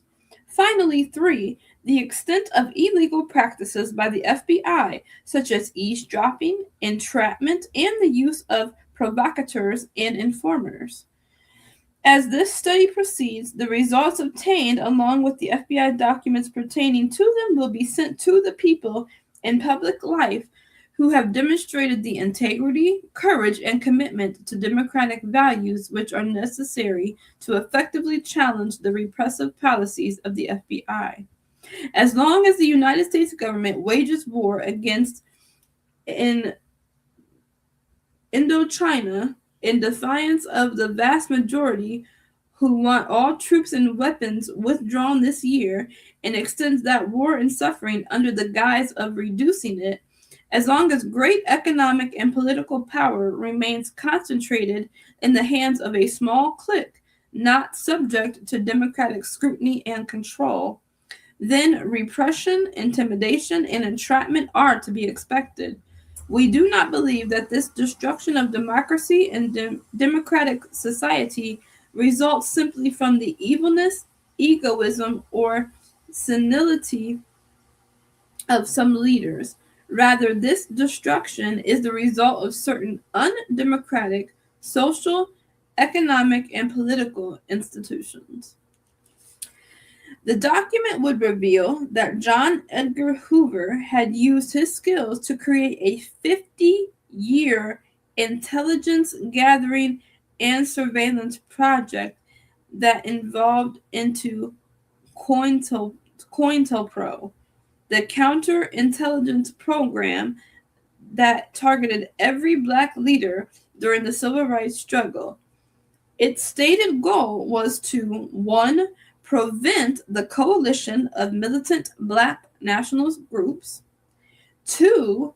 Prevent the rise of a messiah who could unify and electrify the militant Black nationalist movement. Ain't that funny? But they'll let the Ku Klux Klan. Come on. And whatever demonic, heathen, white, racist group rise up. Go ahead, sister. Come on. Number 3, prevent violence on the part of Black nationalist groups. Number 4, prevent militant Black nationalist groups and leaders from gaining respectability by discrediting them to 3 separate segments of the community. Number 5, prevent the long-range growth of militant Black organizations, especially among the youth.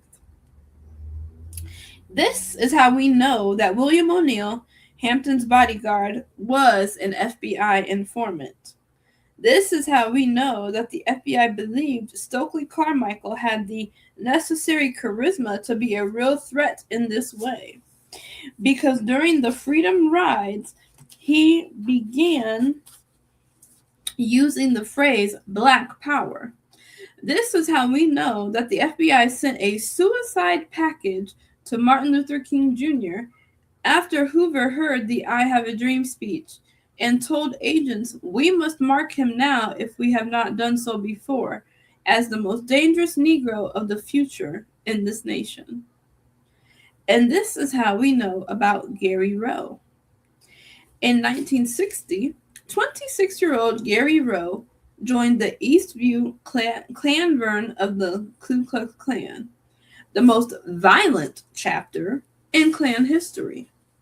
In 1961, Rowe was on the scene with a bat when Birmingham Police Commissioner Bull Connor and Sergeant Tom Cook gave Klansmen 15 minutes of uninterrupted violence with the Freedom Riders.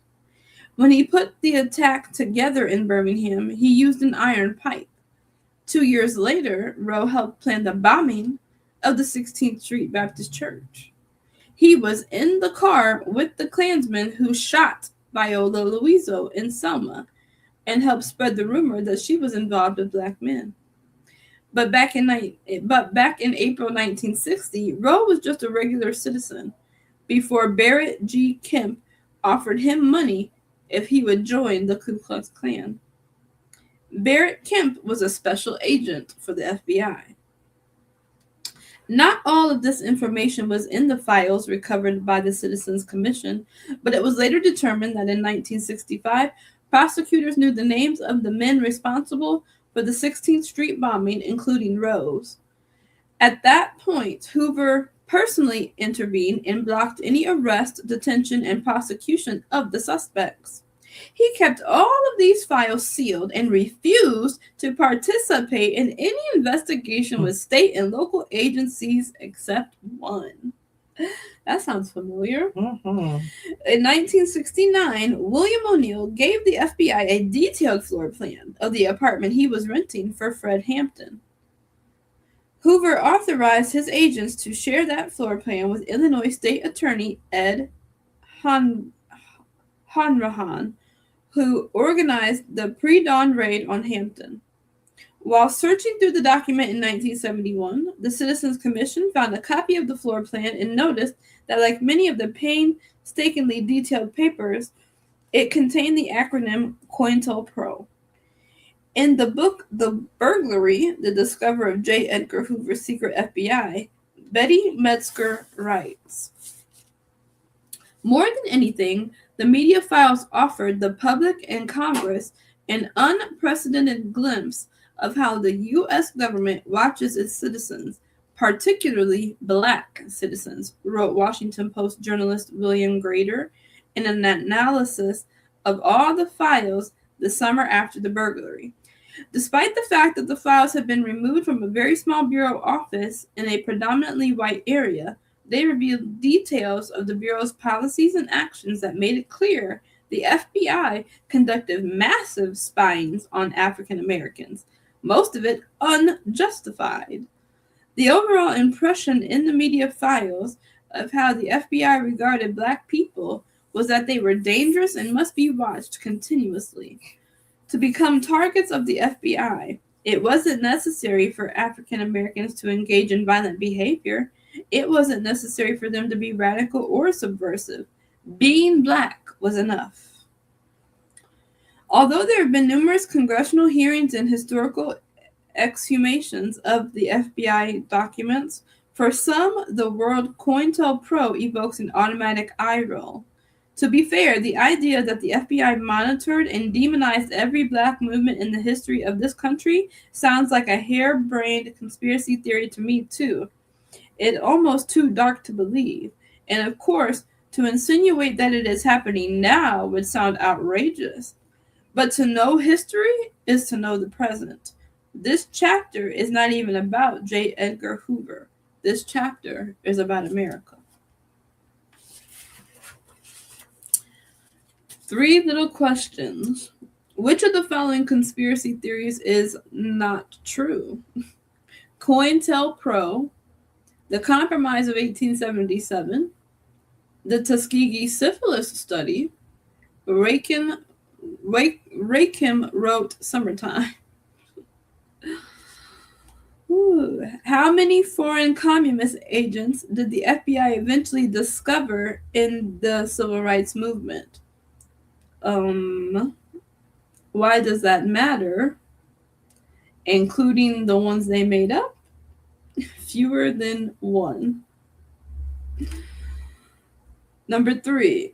J. Edgar Hoover was A. Kind of racist, B. A corrupt police officer, C. Just doing his job, D. Actually committing un-American activities.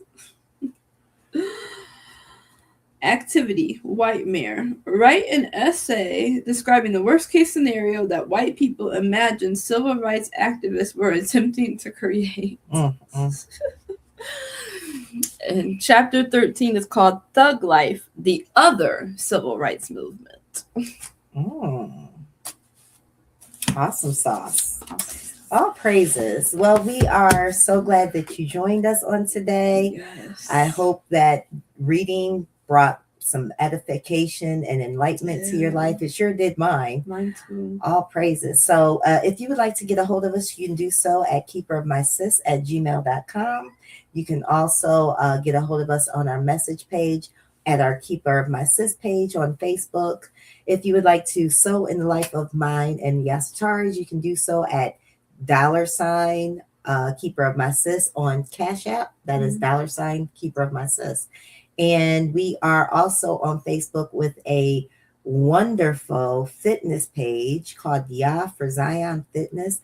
Come on over and join the family. Yes. Get fit in this body, because just don't know. Just don't know what's in store, what's ahead. If you got to climb, if you got to run, if you got to jump, if you got to lift. So you want to be prepared to do all those things and just get your mind, body, and spirit right and together. We have music that's linked up top. We have our links to our pages are linked up top. So come on over and join us. We are here, Yah willing, on every Tuesday at 9 a.m. in the morning for Truth-Filled Tuesday. And we're here every Saturday, Yah willing, for Shabbat Fellowship. This Saturday, we will not be with you all for Shabbat Fellowship. So enjoy yourselves, and we will see you, Yah willing, the following Tuesday for Truth-Filled Tuesday. We love you all so very much, and be encouraged on this beautiful new beginning day. You have another chance to just be a better you, to walk in your authentic power, to get a greater understanding of YAHUAH that's inside of you, and just be all that you can be. And let's come together, Negro man and Negro woman. Let's come together, realize and understanding that there's something out there that's fighting against us. And it's not spiritual only. It's not just spiritual. It's a physical battle. And we need to be prepared. All right. Love you guys so very much. Enjoy the rest of your day and be Baruch. Okay? Shalom. Shalom. Bye.